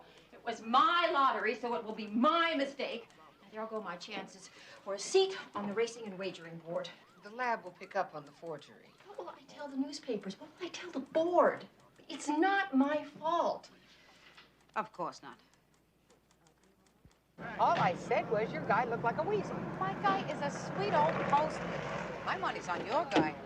My guy? How much? It's a figure of speech, Christine. You said your money was on my guy. How much? 20 bucks? $20? No. 10? 5? $5 says your guy did it. My guy is a senior citizen living on a government pension. Your guy works in a bar. Oh, right. He works in a bar, so let's lock him up. It's $5, Mary Beth. All right, Christine. $5 says it was your guy. Got it. Still say it's your guy. It was not my guy. $5. Oh, what am I talking about, my guy? He's not my guy. He's not my guy. Where is it? Do you know where it is? No, they're gonna kill us, Mary Beth. They're gonna kill us. Harvey, would you calm down? It's not like we're some big-time tax evaders. You don't understand, Mary Beth. These guys, they're killers. They are trained to spot the tiniest little mistake, and once they do, that is it. What is this? What is what? MOS, trailer rental. That's movable office space, the job at the Center Boulevard. Oh! What? No. We use that trailer for poker on Friday nights. So? Don't you see? I mean, the rest of the time it was strictly for business. I mean, if they disallow a deduction this size, somebody must have ratted. Why would they do that, Harvey? Why? The reward, Mary Beth. The reward. That's how they operate. I am telling you, these guys go for the throat. Sweetheart, do you think maybe you're getting a little crazy here? I tell you, this could be a penalty of $500 or $600 right there. Oh, one more thing. When we get there tomorrow, do not put your hands on the chair arms. Why not? Because they have little sensors in them to measure your skin response to see whether you are lying or not. Oh, no, they do, Mary Beth. I heard. 7:30 break. Yeah. Can't people hold on to their perks around here? What the hell are you doing? I'll have to call you. Hey, I'm talking to you. No, you're shouting. Yeah, I do that when people rifle through my desk. Now stand up. Who's your arresting officer? How about you? You're pretty arresting. Oh, a comic, too. Huh? Remove the hat and stand up. Say pretty please. There's one item missing from my desk. You are dead meat. You can search me and find out. How about strip search? It's Becky. Want to put a leash on this one? Who is he? I thought he was your perp. Maybe I should introduce myself. Jonah Newman. I'm a detective, 3rd grade. Detective, 3rd grade. You look like you're in the 3rd grade. And who are you? Sergeant Cagney. And what were you doing going through my desk? What, do you always make yourself at home in other people's squad rooms? This is home, Sergeant. I was just assigned to the 14th. I am the new kid on the block. Lucky us. The detective who can't even find his desk. Check it out with Coleman. You always like that? Nah. Some days she can really give you a hard time. Hey, kid.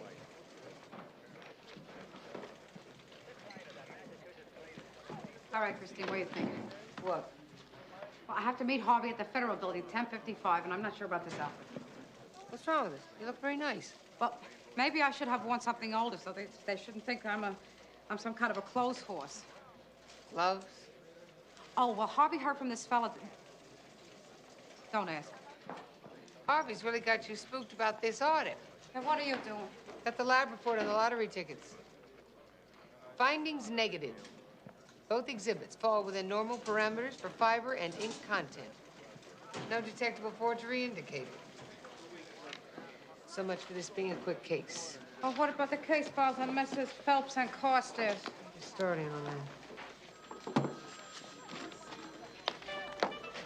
Oh, there's nothing on Mr. Carstairs. A couple of parking tickets.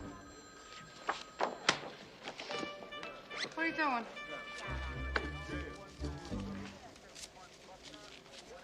Remind me never to bet again.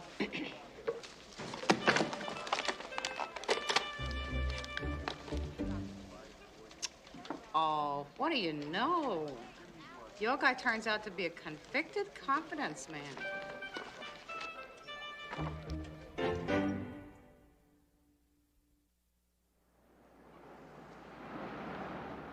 How come you forgot to mention the 3 to 5 you did at Dannemora? Yeah, okay, I served a little time.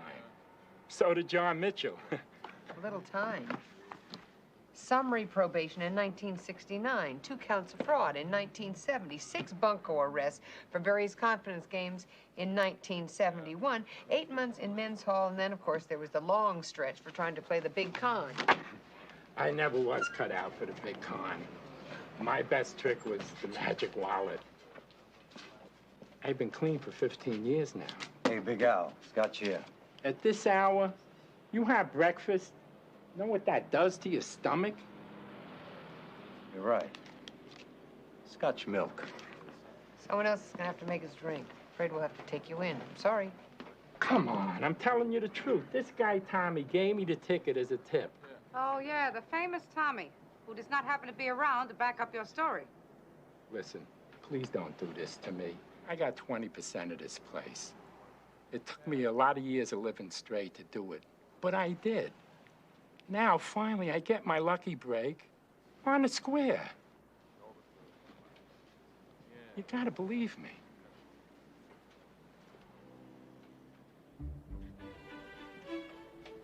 Go ahead, make your drink.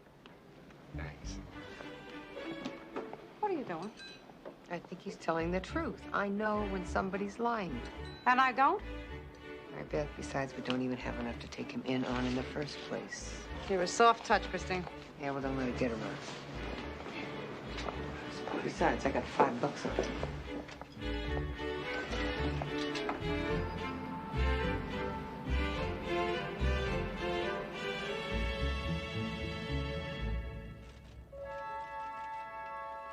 Just the 2 dependents? Until next year. We're having another dependent. Maybe. Oh, that's very nice. I envy you. Doesn't look like I'm ever going to get married, have kids.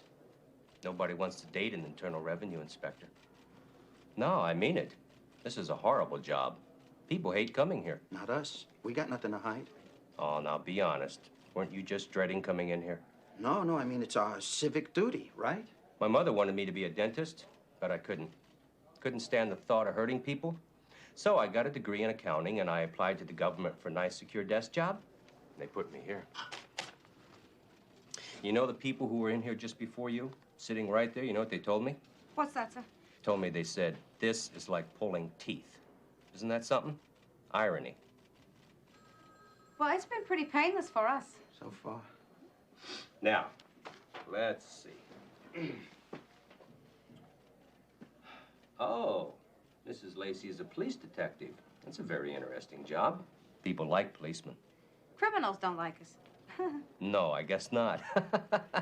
Then they dread meeting you as much as people dread meeting me, huh? I'm in the construction business. Oh, that's a very interesting job. Lots of places that take deductions with that job. You can hide all kinds of expenses, and there's almost no way to verify the cost. No, Mr. Bittenberger. Bender. Thank you. I thought I had all those receipts. I mean, I really want to pay every penny I owe to the government. Well, but you don't want to pay any more than you owe, do you? I don't mind. No, I mean... Bittenbender. He seemed very nice, Harvey. That was an act, Mary Beth. This is just the first interview. Wait till the next time. That's when we see the teeth. He didn't say anything about another interview. Does the matador tell the bull about the sword? What's the matter? Yeah.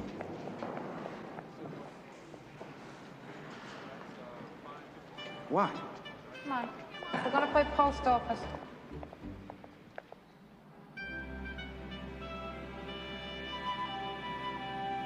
Yeah, I was thinking of getting Betty a dog. She likes the shaggy Batman kind. Oh, those are okay. Annual Canine Classic. Hey, Victor, maybe I'll go with you. Oh, you'd probably be bored. No, I love dogs, really. Let me explain to you another way, Coleman. If you want to go, go. But I am going alone. That way I can leave whenever and with whoever I want. Got it? Oh, I get it. You're afraid maybe I'm going to cramp your style. Is that it? Not cramp, Coleman. Kill. Why is your partner so interested in dog shows all of a sudden? He says dog shows are the place to meet a better breed of chicks. That was a direct quote. What's this? Marcus? He was an engraver. The tax guy was an engraver? What? No, my guy. Wait a minute, what guy? We were at the Federal Building, and I saw this sign for the Personnel Department. Yeah? Old Mr. Carstairs, he's retired from the Postal Service, all right. But what he actually did was, he's a master engraver. You're kidding. No. He's even kind of famous there. He was really good. He did this one stamp that's a bird, and it's so real that it seems to turn its head and looks at you wherever you go. They got it there in a case. It's really kind of creepy. That mean I won? Yeah, well, we've been looking for someone who could forge a lottery ticket so well, the lottery guys themselves couldn't spot the forgery, right? Nice. Real nice. Sergeant Cagney, 14th. Well, wait a minute. We slow down a minute? Who? The ticket's locked up. Who's got a gun? Wait, hello? Hello? He hung up. Oh, my guy. Let's go.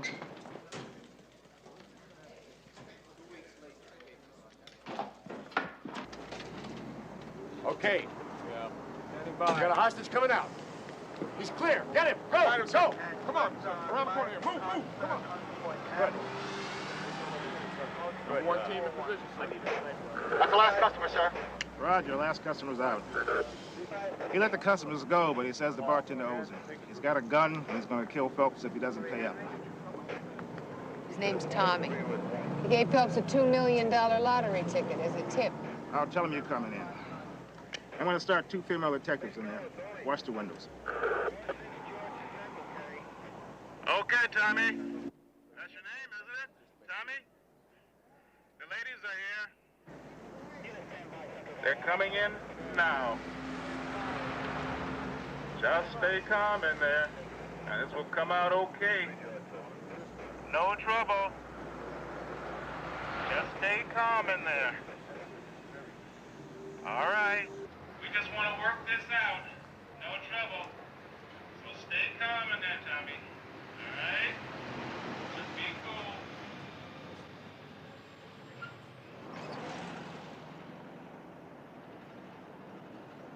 You have the ticket? Ticket's not much good to you this way, is it, Tommy? You said they'd have the ticket. They do. Now, let's just keep calm, pal. I'm Mary Beth Lacey, Mr. Van Dusen. Everybody calls me Tommy. It's my ticket. I bought it, and I gave it to him in lieu of a tip. It's only fair I should get half. He owes me. Tommy, what happens now? Well, I get the ticket, see? And then I'll tear it in half, and then we'll have to cooperate. Cooperate with that? Folks, you want to move back there? Okay, recon. Let's clear that sucker from the roof. I tell you, that was pretty convincing corroboration for my guy's story. I already gave you the $5, Christine. Thank you. And how do we know it wasn't a put-up job? Tommy just had his head split open. $2 million buys a lot of stitches. Don't be a sore loser, Mary Beth. We both know it was your guy.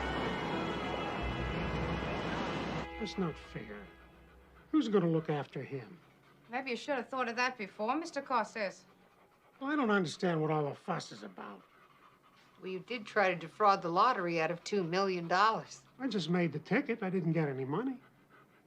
I'm afraid you're missing the point, sir. Where's the harm? No, Maxie, be still. It's all right. It's all right. And the money was just sitting there, and I didn't even get any. Well, I think we're gonna have to go downtown, Mr. Carstairs. But who's going to take care of Maxie? Good afternoon, Mrs. Burnside. Well, that was certainly quick. Quick, ma'am. I just this minute put down the phone from calling your office. Didn't they reach you? No, they didn't. Is there a problem?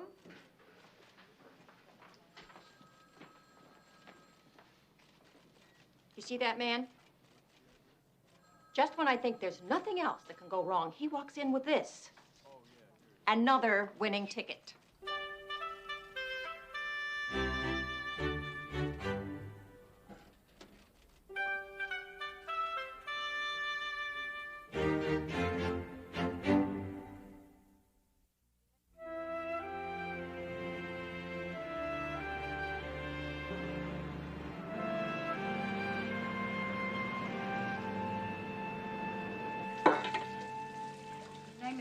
Stevens, and Harv, you wouldn't believe it.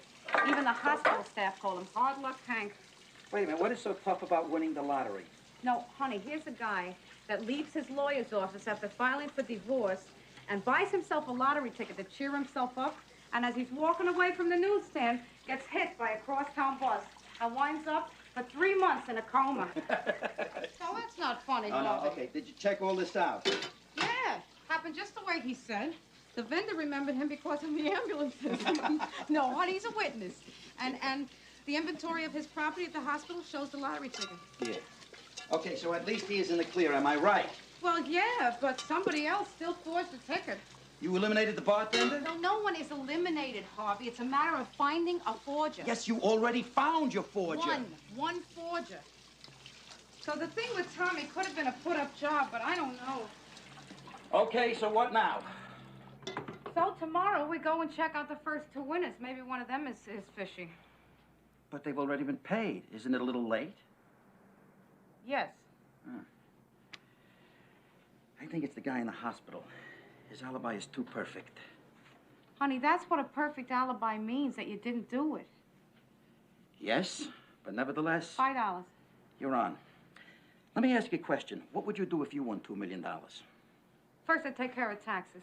Then $250,000 each into trust funds for the boys, and a separate fund for the baby at $300,000 because of inflation, and $100,000 into blue chip securities, $100,000 into bonds, state, not city, and another $100,000 into a real solid mutual. Then we buy a house, outright, no mortgage, and then the rest into a pension fund for the 2 of us, except maybe $2,000, $3,000 mad money. You sure? Okay, I thought about it. So? Come here. What? Please, sit down. Please. Let me put it a different way. What would you do with $600? Oh, I don't know, Harvey. That's an entirely different thing. What? What are you smiling at? Waiting all day to tell you. Results of the audit.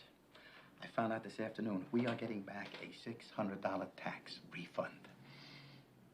Refund? Yes. That's amazing. Yes. You're sure it isn't some kind of a trick? No, no trick. This is the first time this year they are giving money back. The guy, Bender, he said it's going to cost him his job. Oh, the poor man. No, he's happy for us. He wants to get into a different line of work anyway. One for each dollar. 3, 4.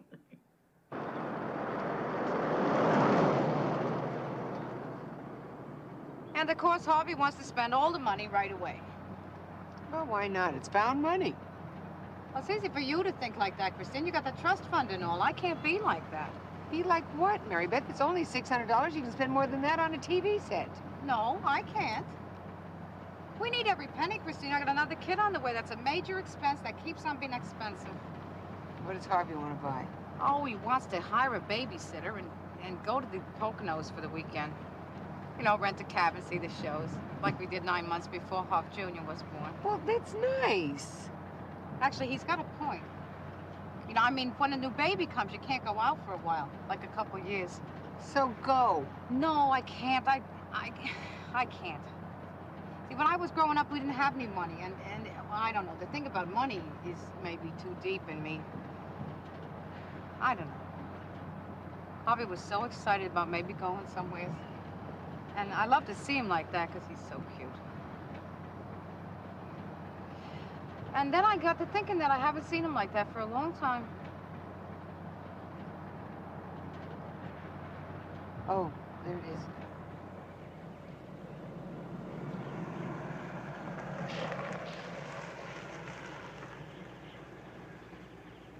Nice house. She was the first one to claim the prize, right? Yeah. Yeah. Yes? Mrs. Alberta Edwards? You're the detectives who phoned? Yes, I'm Sergeant Cagney. This is Detective Lacey. May we come in, please?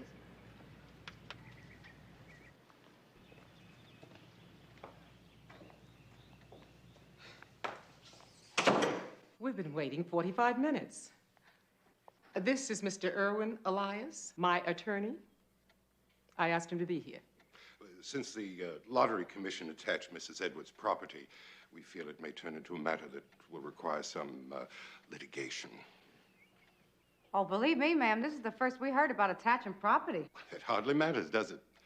The fact remains that everything my client owns has been frozen by the courts until such time as the matter is resolved. In plain English, every hour, every day that this mess remains unsolved, you're hurting my family.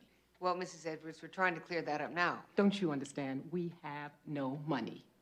And even if I could get my old job back, it will take my yearly salary to meet my new monthly expenses. So I am suing your department, ladies, and the lottery. Nice talking with you.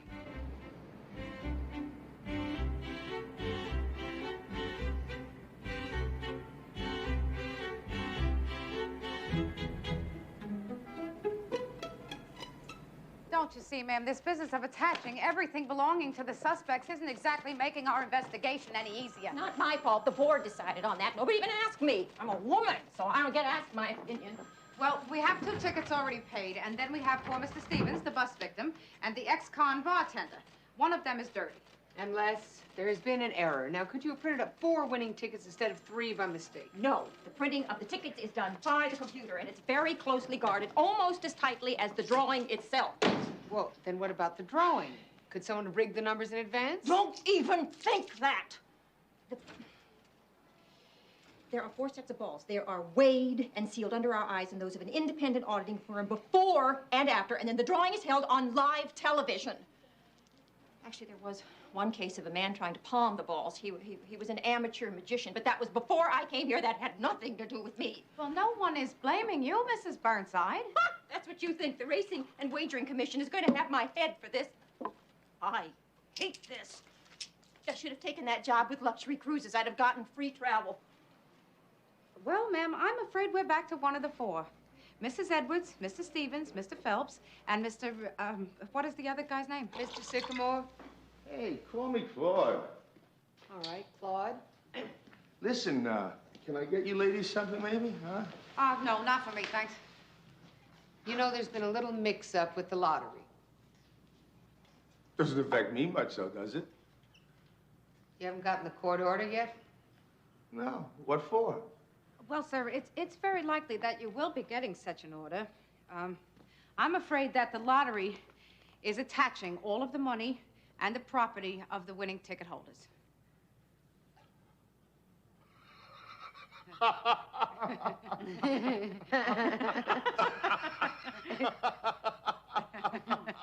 It's true. Who cares? Now, this is very serious, Mr. Sycamore. I haven't got it anymore. I haven't got it. Hey, Sally. Oh, here, girl. You haven't met my Sally. Look at those big brown eyes. Is this a face? Is this a face? It's very cute. If we could get back to the money, Mr. Sycamore. You know, this dog is a champion. But don't tell her. I mean, you know how stars get. Mm-hmm. About the money. You're kidding, aren't you? No. I spent it. You spent $2 million in 11 months? It didn't take that long. You see, after taxes, which are heavy because I took this all in one lump, well, there were bills and business loans and debts. Most of it went on wine, women, and song, I guess you'd say. The rest was... rest was wasted. Oh, but we had some fun. We had some fun, didn't we, girl? Sweet. I'm agonizing over $600. He sits there smiling over how he blew $2 million. Well, it's not as bad as he said at first. I mean, he built up that little food company. What was that cutesy name? Wanna Bite Industries. Could have been a strong thing. He just had bad luck. Yeah, but he doesn't even care. That's what kills me. He's a flake.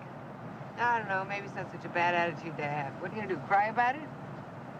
What's the matter with you, Christine? It's $2 million. Mary Beth, remember that TV series, The Millionaire? It is an example of how that kind of money can sometimes ruin people's lives. Listen, at least this guy enjoyed it. You like this man. Oh, you always like the flakes. You notice that? That is not true, Mary Beth. Just seems that way.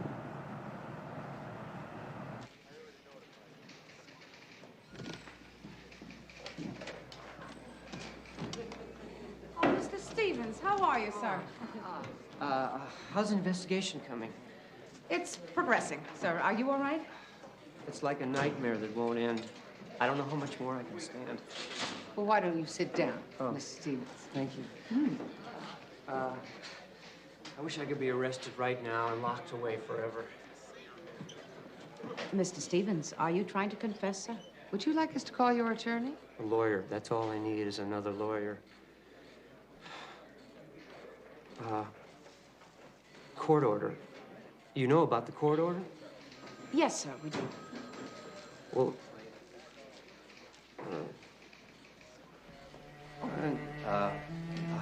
on top of that, my ex-wife is trying to get her hands on the prize money.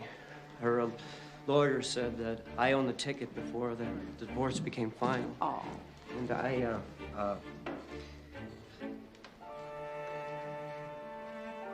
can't cash a check. I got zero credit.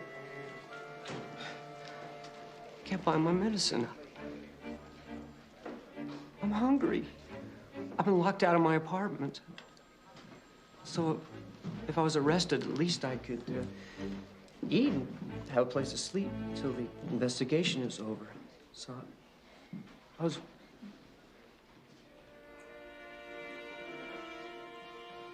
wondering, is there some kind of minor crime I could commit?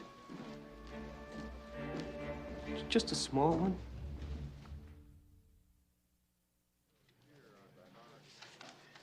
Okay, I just got off the phone with the woman from the lottery. Mrs. Burnside. Yeah, and she got word back from that computer company upstate. And? And she said that this time it is as conclusive as you can get. The first ticket, the woman called Mrs. Alberta Edwards, presented her ticket before there was that computer screw-up. Dump. What? Dump. It's a computerese, Lieutenant, meaning a massive discharge of memory. Mrs. Burnside explained that to us. Dump. Sorry. Anyway, the point is that her ticket was the only one of the 5 tickets that was able to be computer verified. And it was. So she is in the clear. Oh, that's good. I'm glad, sir. Yeah, I'm glad that you're glad, Lacey. We are delighted. We got no case here. Oh, no, what I meant was, sir, that I'm glad Mrs. Edwards has been eliminated because that narrows the list of our possible suspects, sir. Right. So run it down. Well, with Mrs. Edwards eliminated, we're looking at the bartender, the flake in Jersey who already spent the money, and Hard Luck Hank. Who? Mr. Stevens. I hope it's not him. I loaned him $50. You lent the suspect $50? No, well, that was my fault, Well, sir. no, it was a judgment call, Lieutenant. We both agree that he's innocent. Let's hope so. I got a gut feeling it's the flake, sir. Nope. Now I think it was the bartender. The bartender, he was your guy. Unless it was Claude. Wait, is Claude the flake? Yes, sir. Oh, no, he's not a flake, Lieutenant. He's different. Yeah, a different flake. And anyways, the bartender has Tommy to back him up. See, I think that was a setup job. That's what I said, Christine. Anyways, Tommy is in jail. Yeah, but it's his first offense, Mary Beth. What the judge is going to do is going to slap his wrist, charge him a few bucks. He gets out, he splits the $2 million with Big Al, the con man. Wait, who is Big Al? Mr. Phelps. What, so now you say it couldn't be Big Al? Well, not if it's the flake, it couldn't. Hey, I got such a headache. Look, I don't care if it is the flake or if it's the bartender or if it's your guy or if it's her guy. It's late. Go on home and come back to this thing with a fresh attitude tomorrow morning. Yes, sir. And at which time I would like to hear some straight answers. Yes, sir. Aye, Lieutenant.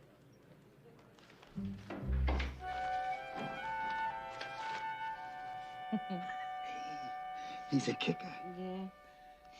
Yeah, more than the other two. This one likes to work out. Harvey? Hmm. You really want another boy? I don't know. I haven't thought much about it. Well, you keep saying him. It's habit. I love whatever we have. Yeah, I know. I just wonder sometimes what it'd be like to have a little girl. Different? I saw a little girl in the park the other day. Little doll. And she had a dress about that big. My father was putting her on the carousel. Made me think about you. It did? Yeah, the way he looked at her. Like she was the most precious thing in all the world. I thought about you looking at our daughter like that. Daughter, huh? Might be nice. Whole new ball game. Yeah. Good night, baby. Good night, sweetheart. Good night, baby.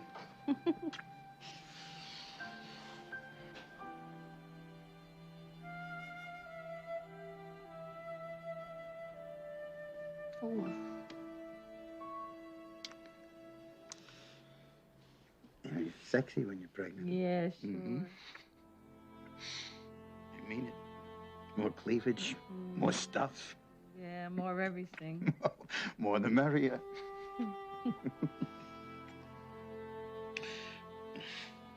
Harvey, stop that. In a while.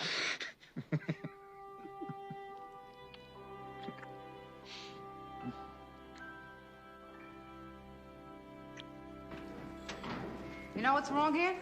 We've been looking for two master forgers. What do you mean? Well, look it. Carstairs was the first time that a lottery ticket had been forged so well it could be detected, right? Right. Okay, so what are the odds that on the same lottery, a second ticket would be forged with the same perfection? Two master forgers at the same time? That bothers me. Yeah, but what are our choices?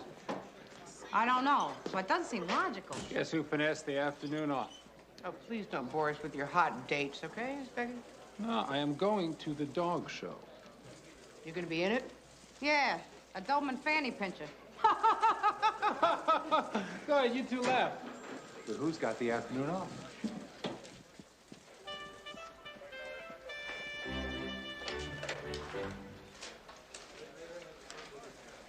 Cocker Spaniels! Christine! That's it! Mary Beth, that's the connection we've been looking for. The old guy and Claude, they both have Cocker Spaniels. Oh, that's good, Christine. We can go right to grand jury with that. I am telling you, Mary Beth, they both have show dogs. You spelled it wrong. Can't you find your desk yet? No. It is not one of B-I-T-E Industries. It's one of B-Y-T-E Industries. You know, like the computers? Yeah, a friend of mine who bought stock told me it was stupid, but wouldn't listen to me. Computers. That's it. Claude is The in... play? Claude is into computers. What if he tapped into the lottery's computer and he dumped the memory? Huh? Exactly. Didn't you see War Games? Who are you? Come on, let's go. Mary Beth, come on, let's go. Hurry up. Fine, okay. I'm coming. Where?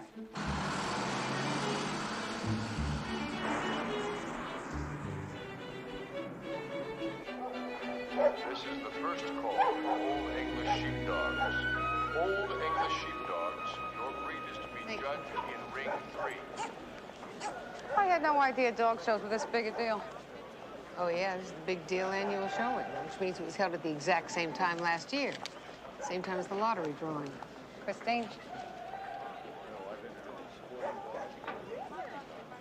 Clean up in ring 5. Clean up in ring 5, please. Oh. Mr. Sycamore? Hello there, Mr. Sycamore. You remember us? Hi. Hi. Hi. What are you two doing here? Oh, Sally. Hiya, girl. Hey, how you doing? Oh. Mary Beth, Sally has a new friend. Hiya, Maxie. Oh, you know Maxie? Oh, yes. We've met. Going down?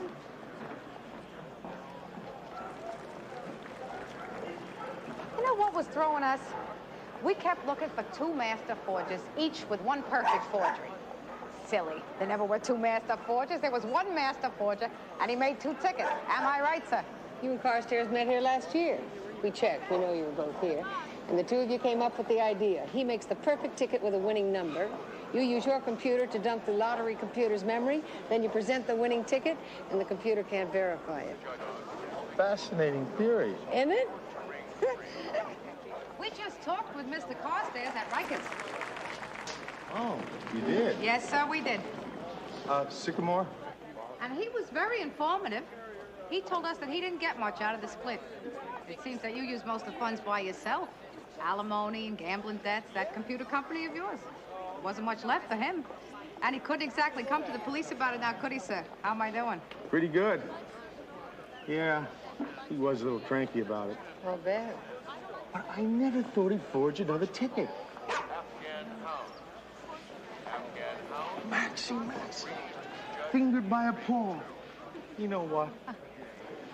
Here. Oh, don't run here. All right, run! Has security still there? I'm the cops. How can I get in touch with security? Watch it. Excuse me. Police, coming through. Very sorry. Pardon, sir. I got a bench here somewhere. Hey, folks.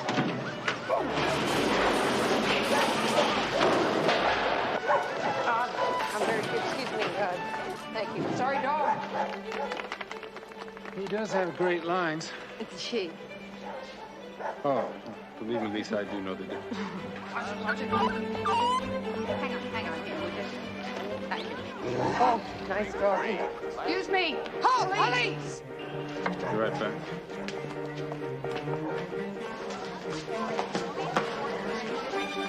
Police! Coming through! Okay! Hasn't made it to an exit. None of my men have spotted him. Well, keep looking, sir.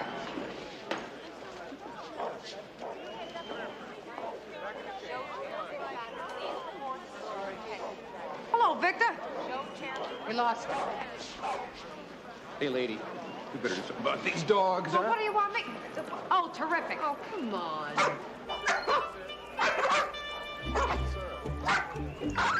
Go.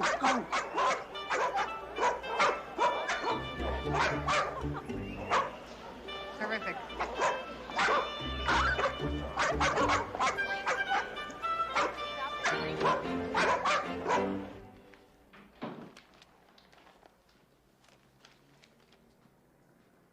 Michael wanted me to read him a bedtime story.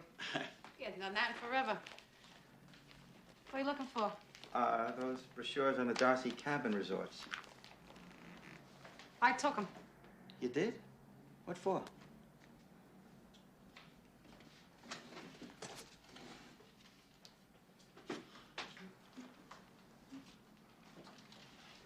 $3 days, bought and paid for. You're kidding. Oh, wow. Oh, boy. Ha.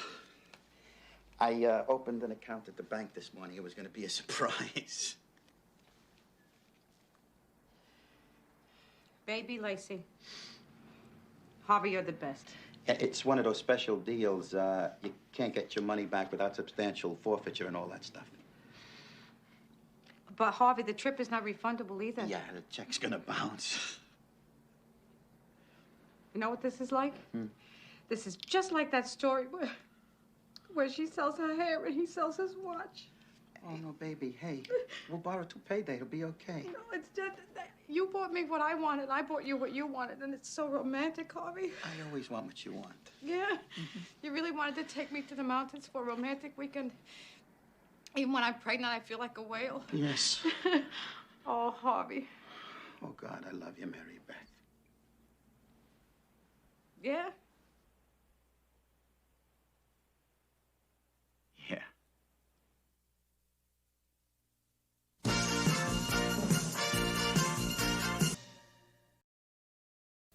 I didn't know your niece was coming for a visit.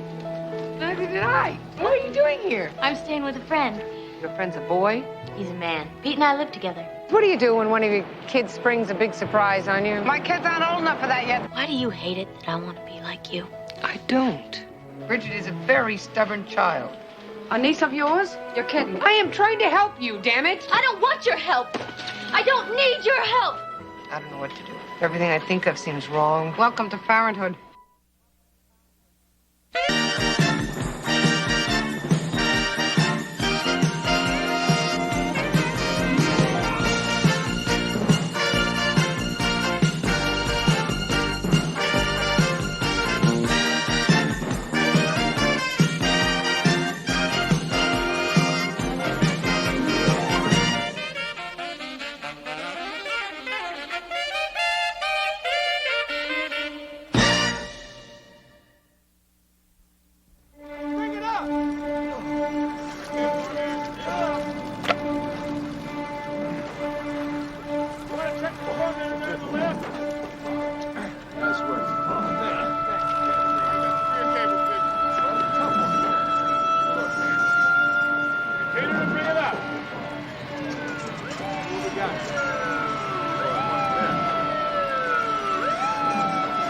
Let's clear that area there. Bring it up. Let's do it. All right. Easy, easy. Yeah, I see it. How's that? Easy.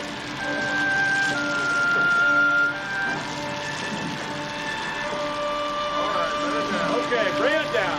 Stand clear. Let me swing it in.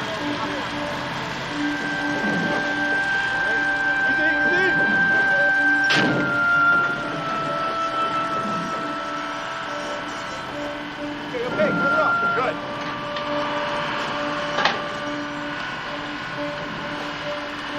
Okay, drop that toe handle.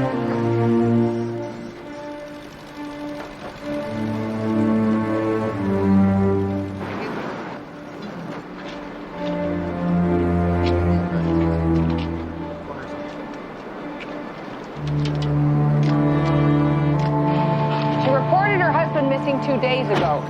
A man in his 60s. The car matches her description. All I'm saying is, Lieutenant's going to want a positive ID. So we'll take Mr. Sikorsky to the morgue. I'm not the one you have to convince, Christine. Small caliber bullet back of the head. It's a dead giveaway, if you'll pardon the pun. Not your average homicide. What is? You can look it up. Los Angeles has more beautiful women per square inch than any other city in America. I didn't know your niece was coming for a visit. Neither did I. You know, ever since Duke Wayne died, I've had this connection to the West. Sometimes he even goes to Central Park just to smell the horses. And Chris! Hi!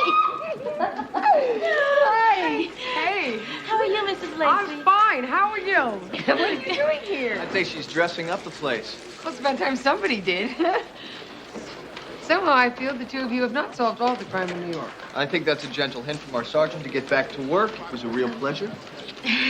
Well, let's talk horses sometime, okay? It must be fun working with those guys. Fun, yeah. The three-letter word doesn't describe it. What are you doing here? When you came to L.A., you told me I should travel more, remember? Is this it?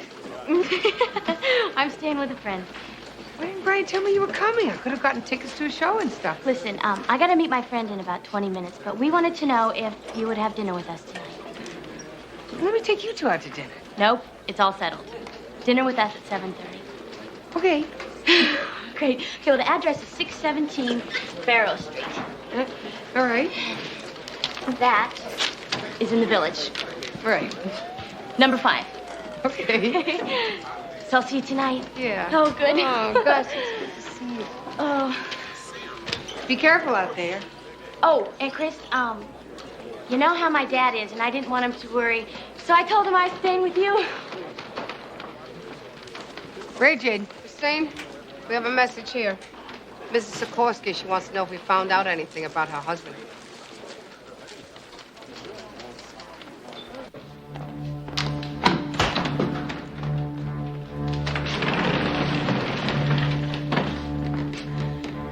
Mrs. Sikorsky, is this your husband?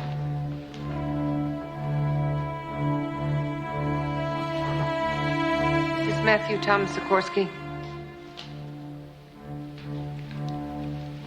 Yes, my father.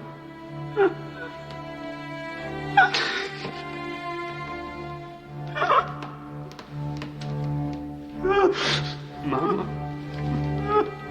Mom.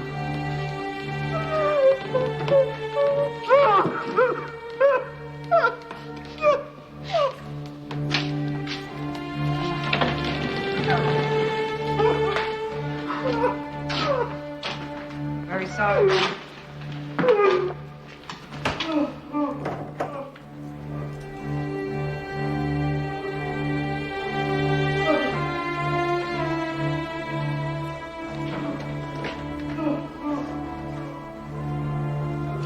Sikorsky had to be into something, Mary Beth. Mobsters only kill each other. He was murdered. Doesn't automatically make him dirty. And one we find he was. Just because he was in a union? Matt Sikorsky led his local. He had a lot of power. And a clean reputation. I'm telling you, we can link Sikorsky to organized crime. First, we've got to find out what they had on it.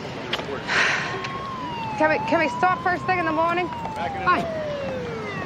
Fine? You're not going to huck me to work late? I'll even finish the DD5 on Sikorsky. Why? Because tonight, I think you should be home on time. Why? Because there's a surprise waiting. You know how I feel about surprises, like surprise baby showers. Mary Beth, you've been talking about your mother-in-law being sick and how you and Harvey have been running yourself ragged between the baby and the work. Yeah? Well, I missed your birthday last year, and you wanted me to buy the baby many presents, and, well, after all, she is my namesake.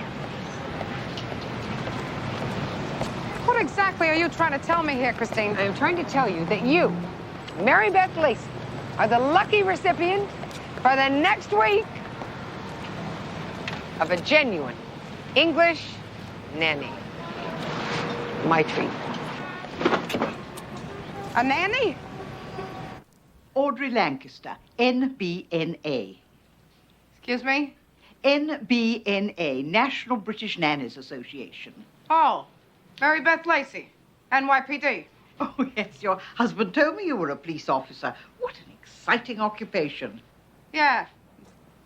Well. Yeah. Mrs. Lancaster came over right after you left this morning. I thought it must be some mistake.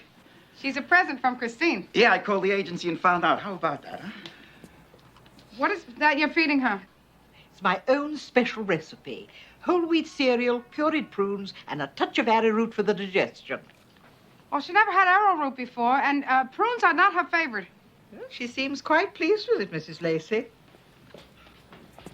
Hi, Mom. Hi, sweetheart. You were right, Mrs. Lancaster. It was the square of the hypotenuse. Well, of course it was, Harvey. Geometry is simply a matter of logic. Well, I guess I better start dinner. Well, I'm not hungry, Mom. Me neither. Mrs. Lancaster made us tea. A cup of tea wrecked your appetite. Yeah, it's what you call English high tea, Mary Beth. Tons of stuff to eat. Like the army, a family marches on its stomach, and a good nanny makes sure everyone is well fed. How come you never make scones, Mom? Because I'm not exactly sure what scones are, Michael.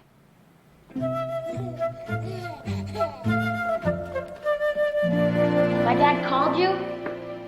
He called you at the police station? I would have called him if he hadn't. What'd he say? He was not thrilled. He said I could go to New York. Mm-hmm. This summer with your mother. With my mother. When you were my age, you were in Paris by yourself. Yeah, well, I made the mistake of bringing that up, too. It's not costing him anything. I'm spending my own money. Bridget, your father is upset because you left without talking to him. I left him a note. He didn't want to listen to anything I had to say. So I gathered. So I told him to use the time you're here to cool off. And then when you go back, you two can straighten everything out. I'm not going back. I'm not going back to L.A. Well, Bridget, you can't stay with your friend forever. Pete and I live together. Your friend's a boy? He's a man. Well, you're 11 years old, for God's sake. And Chris, come on. Besides, you're the one that got us together. You got me the wetsuit. I went surfing down at Balboa, and Pete's band was playing a gig down there. Sort of zoned in on each other. The visit freaks my dad out. Can you imagine what he'd say if I lived here? How long did you plan on keeping this from him? Well, I know he's gonna find out eventually, but when he sees how happy we are, he's gonna have to change his mind. I don't think this is the best way to guarantee it. I appreciate your advice, Aunt Chris. I really do. It's just, I think it's time I start making my own decisions. Hi. Hi. What's going on? Good session? Yeah, it's okay. We still need a drummer who can stay in the groove. This is my Aunt Chris I was telling you about. This is Pete. Hi, Pete. Yeah, hi, Chris. We invited her to dinner, remember? Look, I had Pete's at the studio. Eddie and Steve are coming over to rehearse. Oh, no problem. We don't take up much space, do we? Hey, Bridget, we really gotta get this song written. I mean, we gotta do some serious jamming. Listen, if this is a bad time for me to be here. Oh, no. It's no problem, honest. No. Could we talk a minute? Don't be unreasonable. Come on. Unreasonable? It's my place. You said you wanted me here. I do.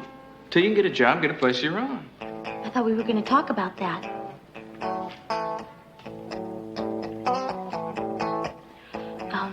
Aunt Chris. Yeah. Look, I'm sorry. Maybe tonight isn't a good time for dinner. Could we do it another time? Sure. Yeah. I'll call you later, okay? All right.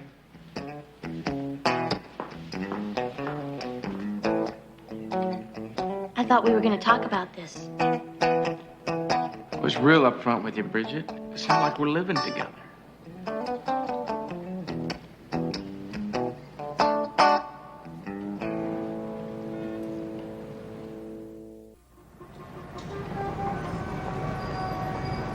Mrs. Sikorsky, did your husband like gambling? No. Did he have any big debts? Was he an alcoholic? No. Or used drugs? Why are you asking these questions? We understand that this is difficult, ma'am, but we're interested in anybody that might have been pressuring your husband. Blackmailing him. Let me tell you something. My Matt was a decent man.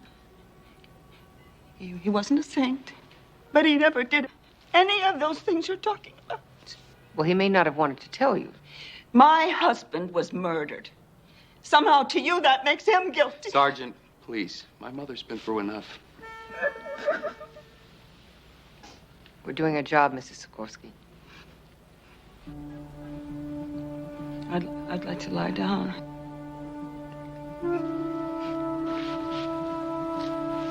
Let's take it easy.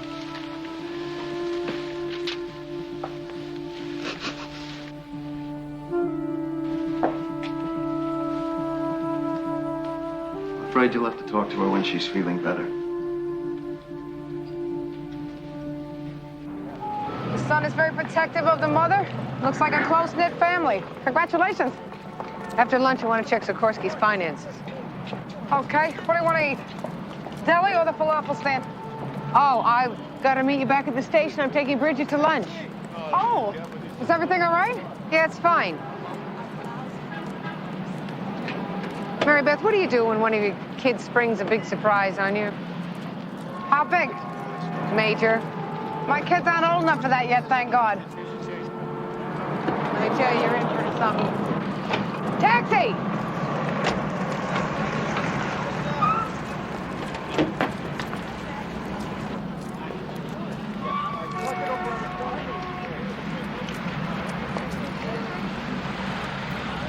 I kind of had the plaza in mind. It would have been my treat. This is better. I can't see New York from a restaurant. I like being in the middle of things. Oh, you came to the right place. Pete comes here a lot with a band. Says it puts them in touch. Okay. So, are we going to talk? Absolutely. I need your advice. Sure, go ahead. I can't decide if I should go to the Whitney first, the Museum of Modern Art, and Pete says the view from the World Trade Center is really awesome. Speaking of Pete, I know what you're going to say. You didn't exactly get a great first impression of him last night, but Pete's gonna be a big star. He's just got a lot of heavy stuff going down now. Bridget, I couldn't help overhearing what you two were saying last night. Okay. So relationship scares him a little. Guys are like that. Has he ever said how he feels about you? Look. Pete loves me. He wants us to live together. He just hasn't realized it yet. Well, what if it doesn't dawn on him in the near future? Oh, we'll cross that bridge when we come to it. I used to say that a lot, too.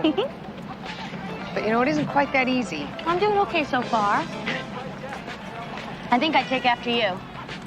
Me? Come on. I mean, you went to Paris for school, but you stayed because you were in love, didn't you? Well, that was part of it. And you handled it fine all by yourself. It was no big deal. I don't know if fine is the right word.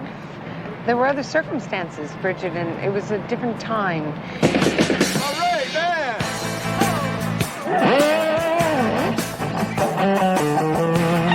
Come on, this is gonna be rad.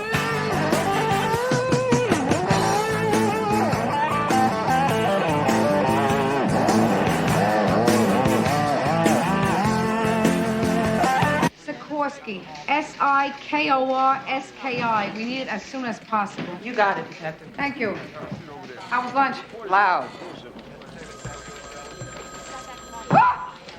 Damn it, Newman. Don't you ever stop acting like a hot dog. Never. You want to get together and talk about buns? No press. All right, Newman, I'm not in the mood. Alas, neither am I, but I have something hot for you, Cagney, besides my body. Excuse me? Certainly not your mind. I just broke the Mannheim case. Please, no applause. My informant also has something very interesting about a man named Sikorsky.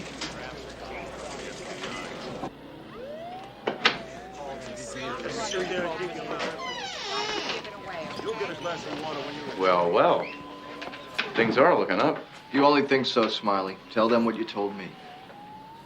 Hey, we made a deal about Mannheim, nothing else. Think of it as raising your line of credit. You're overdrawn, Smiley. 3 days ago, I overheard a couple of dudes talking. They were talking about how they got paid to off this guy. Some hard case named, Sikorsky. Exactly where did you hear this conversation? Well, the shooting gallery on Avenue B. These people you overheard, they were junkies? Well, what do you think, lady? I think junkies are not your most reliable source. Hey, look, lady. All I know is what I heard, okay? These big-time operators paid these dudes major bucks to make the hit. And they had to supply the gun. These dudes. Did they say what it was? A 45? No. Oh, that's my luck. No, they talked about a 22.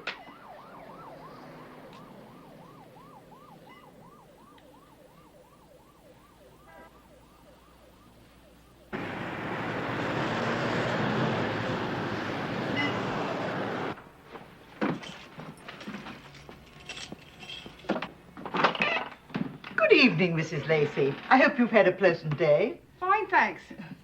Can I come in?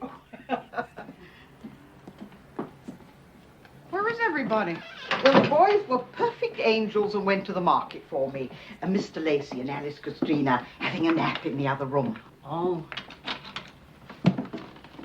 Gee, what's cooking? Well, Mr. Lacey seemed so tired that I said I'd prepare supper for him before I left. It's Lancashire hot pot, bubble and squeak, and Bakewell tart. Beg pardon? Lamb stew, cabbage and potatoes, and pudding for dessert. Oh? Sounds delicious. Well, I'd better be on my way. Oh, no, don't rush off. We could have a chat. Sit down.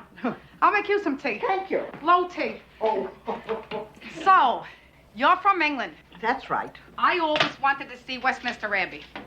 And the Tower of London. Well, they're really rather damp, actually. Which part are you from? I beg your pardon? Which part of England did you grow up in? Oh, my family came from Suffolk. But of course, I've lived on many estates as nanny to noble families. No kidding. Which ones? Well, a complete resume is available at the employment agency, but I'm proud to say that my last post was with the Countess of Hargraves, and before that I raised the children of the Earl of Nottingham. Oh, where do they live? In Nottingham. Of course. Nottingham. Hum. Could you please tell me, what is it that bothers you about her? I don't know. I mean, she's very nice, and Lord knows she's terrific with the kids. Yeah, so?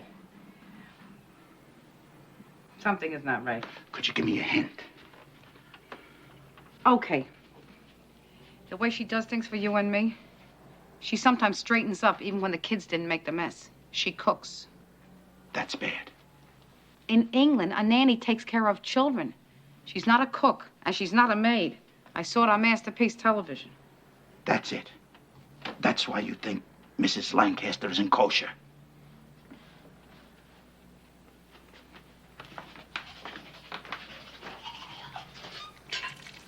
It's a feeling, Harvey. I mean, I'd worry about anybody that was looking after our baby. You know what I think, Mary Beth? I think you've been a cop too long. I think you are suspicious of everybody. Yesterday you come home and you tell me Matt Sikorsky was dirty, a man I never heard a bad word about in 15 years. I said maybe. And then you come up with the idea that this nanny is Dillinger. I didn't say the nanny was Dillinger. I said something about her bothers me. Good night, Mary Beth.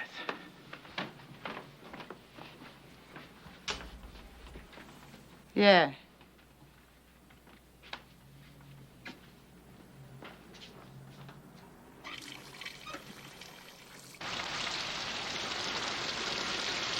How did it end with Bridget? Damned if I know. All she wanted to do was talk about museums. Interesting. What did you do? What could I do? I recommended the Rembrandt sketches at the Met. Cagney, I love two things about you. Your grace under pressure and your water pressure. It's very funny coming from a man who's all wet with no clothes on. If you had any class, you'd get in here with me.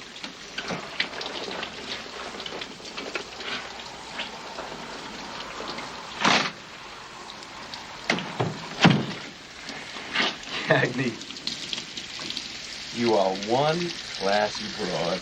New York's finest.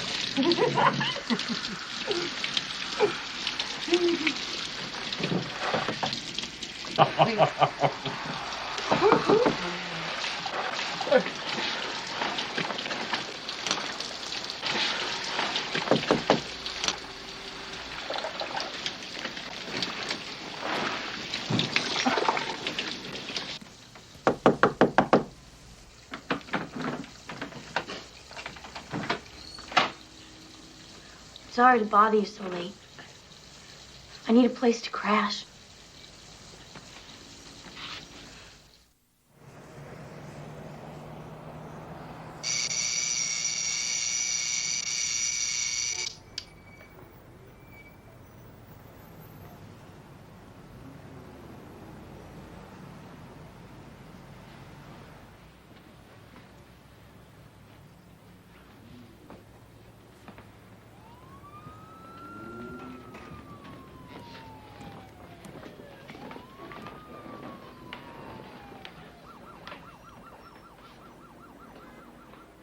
Morning. Hi. How are you? Terrific. The platters, they're really a trip. Oh, I made some herbal tea if you want some. I don't have any herbal tea. Well, you do now. I had some with me.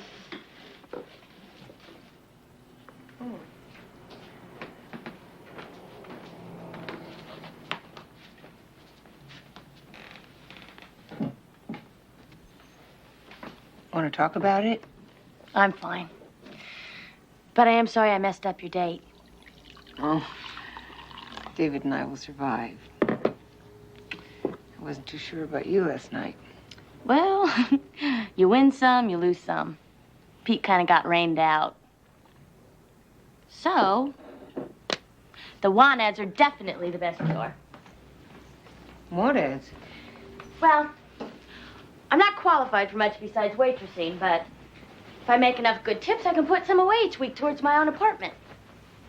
Here in New York? Well, I probably can't afford Manhattan, but one of the guys in Pete's band told me that Brooklyn and New Jersey are cheaper, so I wouldn't have to stay with you for more than a couple months. Bridget, I don't think you thought this thing out. I know it's an inconvenience, but I'd be happy to help with the cooking and I'd be happy to pay rent. Matter of an inconvenience, honest. What about your parents? You haven't called them. Well, I'll have to get used to the idea. New York is where I should be right now. So what, you giving up Stanford altogether? I know I'm doing the right thing. Getting out on my own. It's the same thing you did, Aunt Chris. Oh, gosh. Do you want to use the bathroom first? No, go ahead. Thanks. I want to look good for the job market. I think it's an excellent idea. Yeah. Don't ask.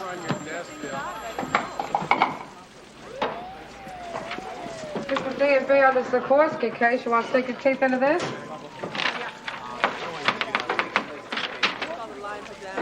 No major creditors? He and Mrs. Sikorsky owned their own apartment. They had savings in cash and bonds and his pension from the union. So comfortable, but not rich. Looks like a dead end, Chris. Sikorsky wasn't selling dope. 2 junkies were paid to hit him, execution style. It's a warning to other dealers. Sikorsky probably did business in cash. Just makes it harder, that's all. How's it going with the nanny?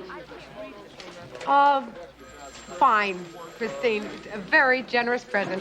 Thank you. I loved Mrs. Twomby. That was my nanny. Alice seems to like Mrs. Lancaster, too. Things are so uncomplicated at that age. How's your niece enjoying New York? It's a little different than palm trees and freeways, right? I mean, my new roommate. Bridget is staying with you now? Isn't that wonderful? The family's getting closer all the time. Tell me.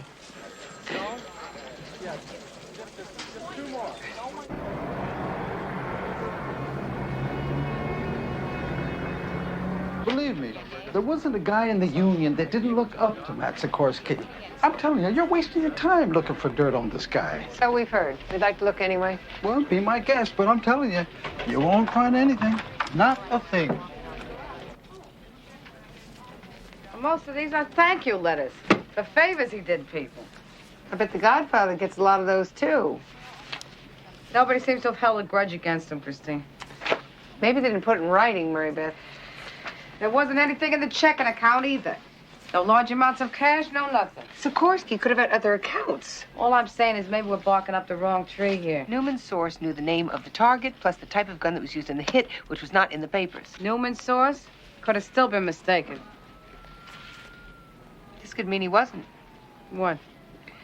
Application for a loan from the Union Pension Fund dated 2 weeks before Sikorsky died. Okay? Okay. $20,000.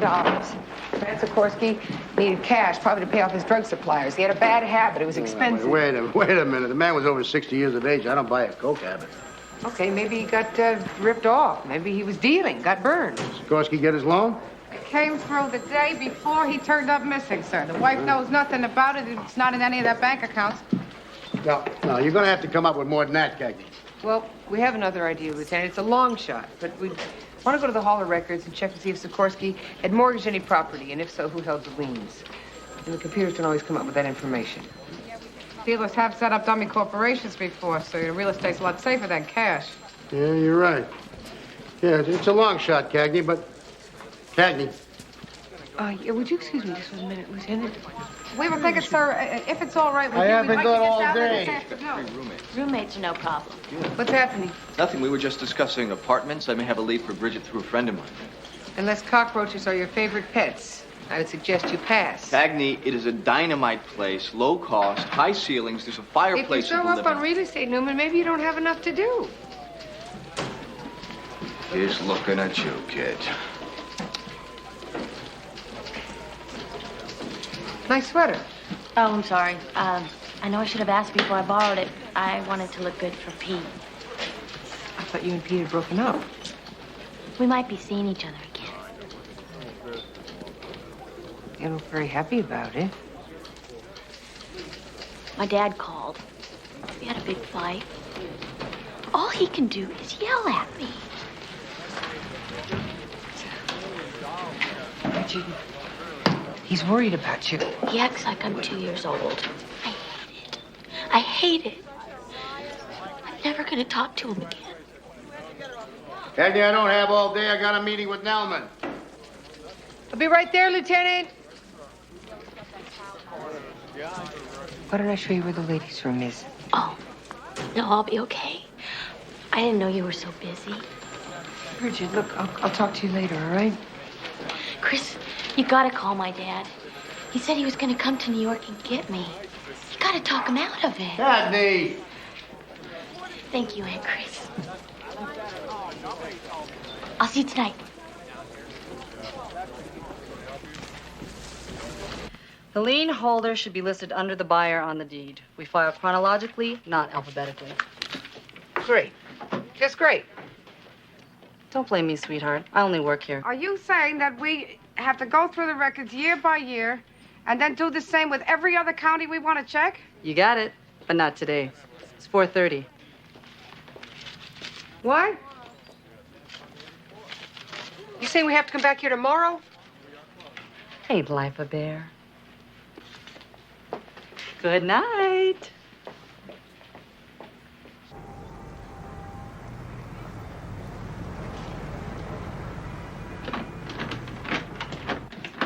Hi. Hi. I know it's a disaster area. I really spread out when I cook. But I'm great at cleaning up. It's a thank you dinner because you have been so great. No, I haven't. Oh, guess what? I talked to Granddad. Oh, Charlie. You were right. He's fantastic. He wants to show me all around New York, and he said I could crash on his sofa whenever I got on your nerves. Thank you. So, what did my dad have to say? I didn't call him. Oh, right. Well, the rates are cheaper now. You can still reach him at his office. I'm not going to call him, Bridget. Well, why not? I'm not going to run interference for you. I thought you were on my side. Bridget, you came to New York with this kind of romantic idea that you wanted to do what I did. And it's not... You didn't want anybody telling you what to do. But you're running away. And you're mad at your father, and you... You were mad at your mother. That's what my dad said. That's why you left. My loss. Didn't get along with my dad either. My loss. But we're talking about you. Now, you say you want to be independent. You don't have a job. You don't have any money. You have a boyfriend who may or may not want to live with you. And you want me to call your father and explain that? I told you, he won't listen to me. Do you listen to him? He cares about you, Bridget. He just doesn't want to see you hurt. You sound just like him. Nothing I do is good enough. I guess I'm just a screw-up all the way around. Not true. You're scared, and I understand You don't understand anything. You're just like my parents. Do as I say, not as I do. I am trying to help you, damn it. I don't want your help. I don't need your help. What are you doing? I'm going to stay with Charlie till I can get my own place. Who the hell you are? The hell I'm not. You walk out that door, young lady.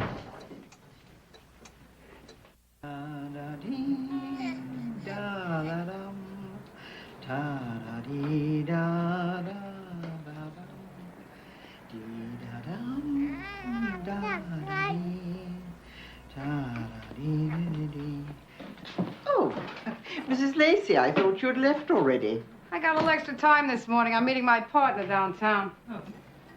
You know, you have been so good with Michael, helping him with his reading and all. He asked me to take him down to the library last night so he could get another one of those Rudyard Kipling books. I was waiting for him to pick out the one he wanted, and I got a little curious. So I looked up the Earl of Nottingham. I think his kids must have been a little old for you to take care of. Since the last Earl of Nottingham died in 1858, there wasn't any Countess of Hargrave either. Oh, Mrs. Lacey, I'm so ashamed. I've never done anything like this in my life. Oh, Lord. Here, have a tissue. Oh, thank you.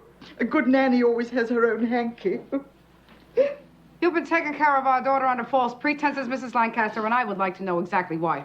I meant no harm, Mrs. Lacey. Really, I didn't.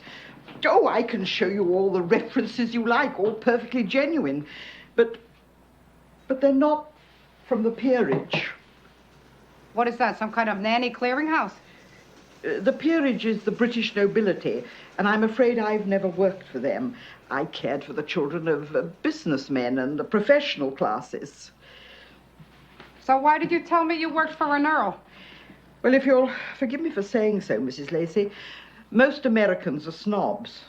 And I was told they would never hire a woman of my age unless she had been nanny to the nobility. I apologize for any inconvenience I may have caused you, and I fully understand that you'll want to give me the sack. What sack? Terminate my employment. Oh, well, I don't think we have to go that far. You do have references. Oh, yes. And you've only got 2 days left anyways. You're really very kind, Mrs. Lacey. Besides, Alice is getting quite attached to you. And no wonder. You're wonderful with her. I maybe could write a recommendation myself. I mean, we're not exactly royalty here, but the New York City Police Department should stand for something. I don't know what to say. You don't have to say anything, ma'am. Ma'am is for the Queen, Mrs. Lacey. Why don't you just call me Audrey? Only if you'll call me Mary Beth. So, be my guest, Audrey. With pleasure. Mary Beth.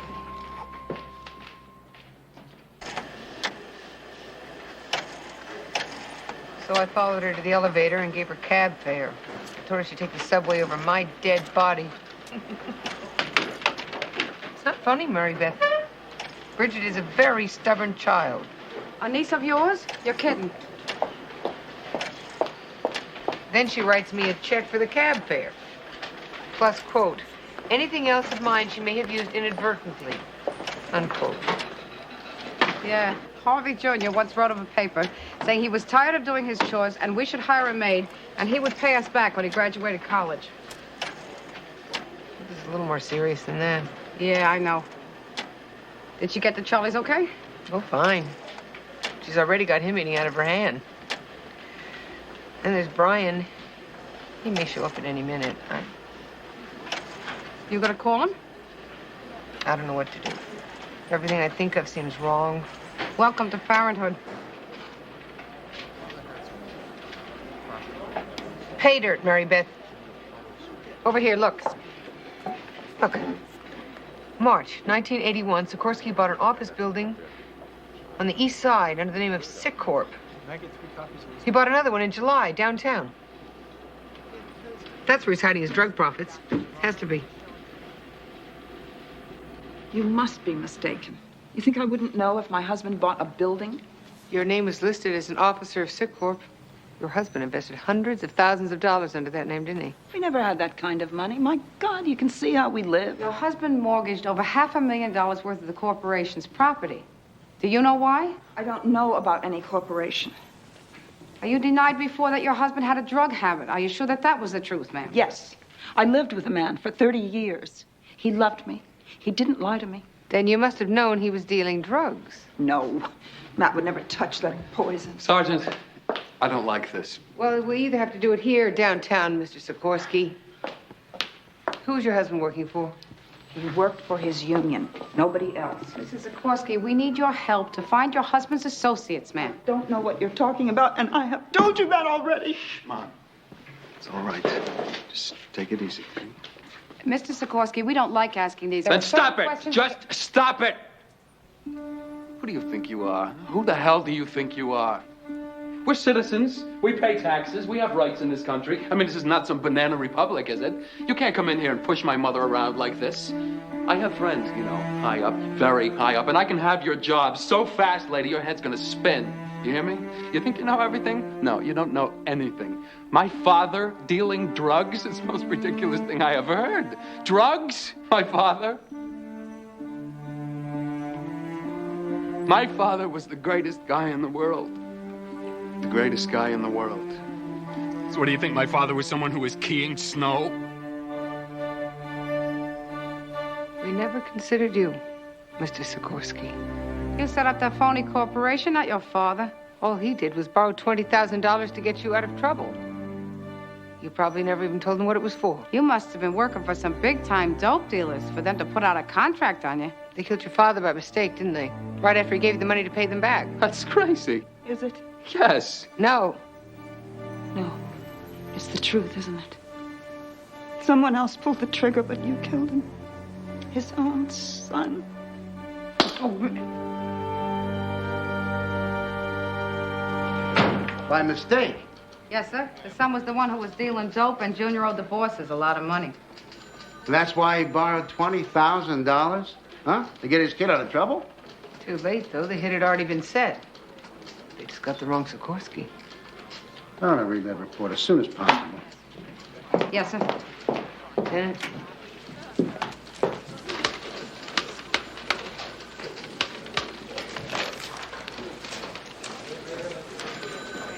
You want to sign this? Oh, yeah. Yeah. We got the names from Robert Sikorsky. We'll get those viruses that killed his father.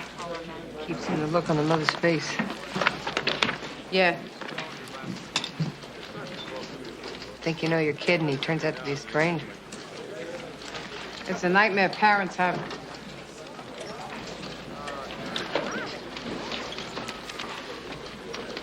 There's not much paperwork left here. I'm gonna take off early, okay? That's okay by me.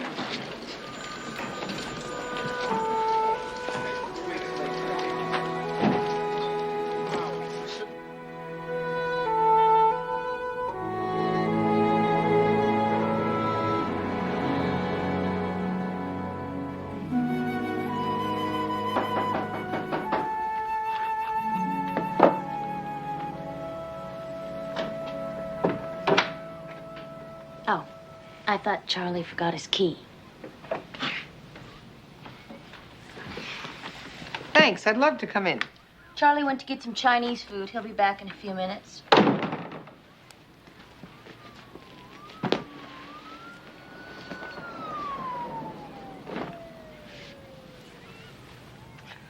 Look, I don't know whether or not you believe me, but I care about you. Now, I may not be very good at this, but I think you owe me a shot.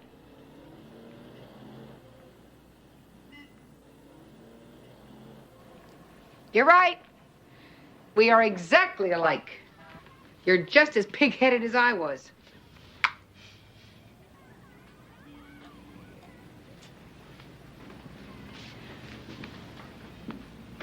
Bridget, I like my life. And I like the choices that I've made. But you got the wrong idea if you think that everything was perfect. I made mistakes. And they were big ones. If you quote me on that, I'll say you lied.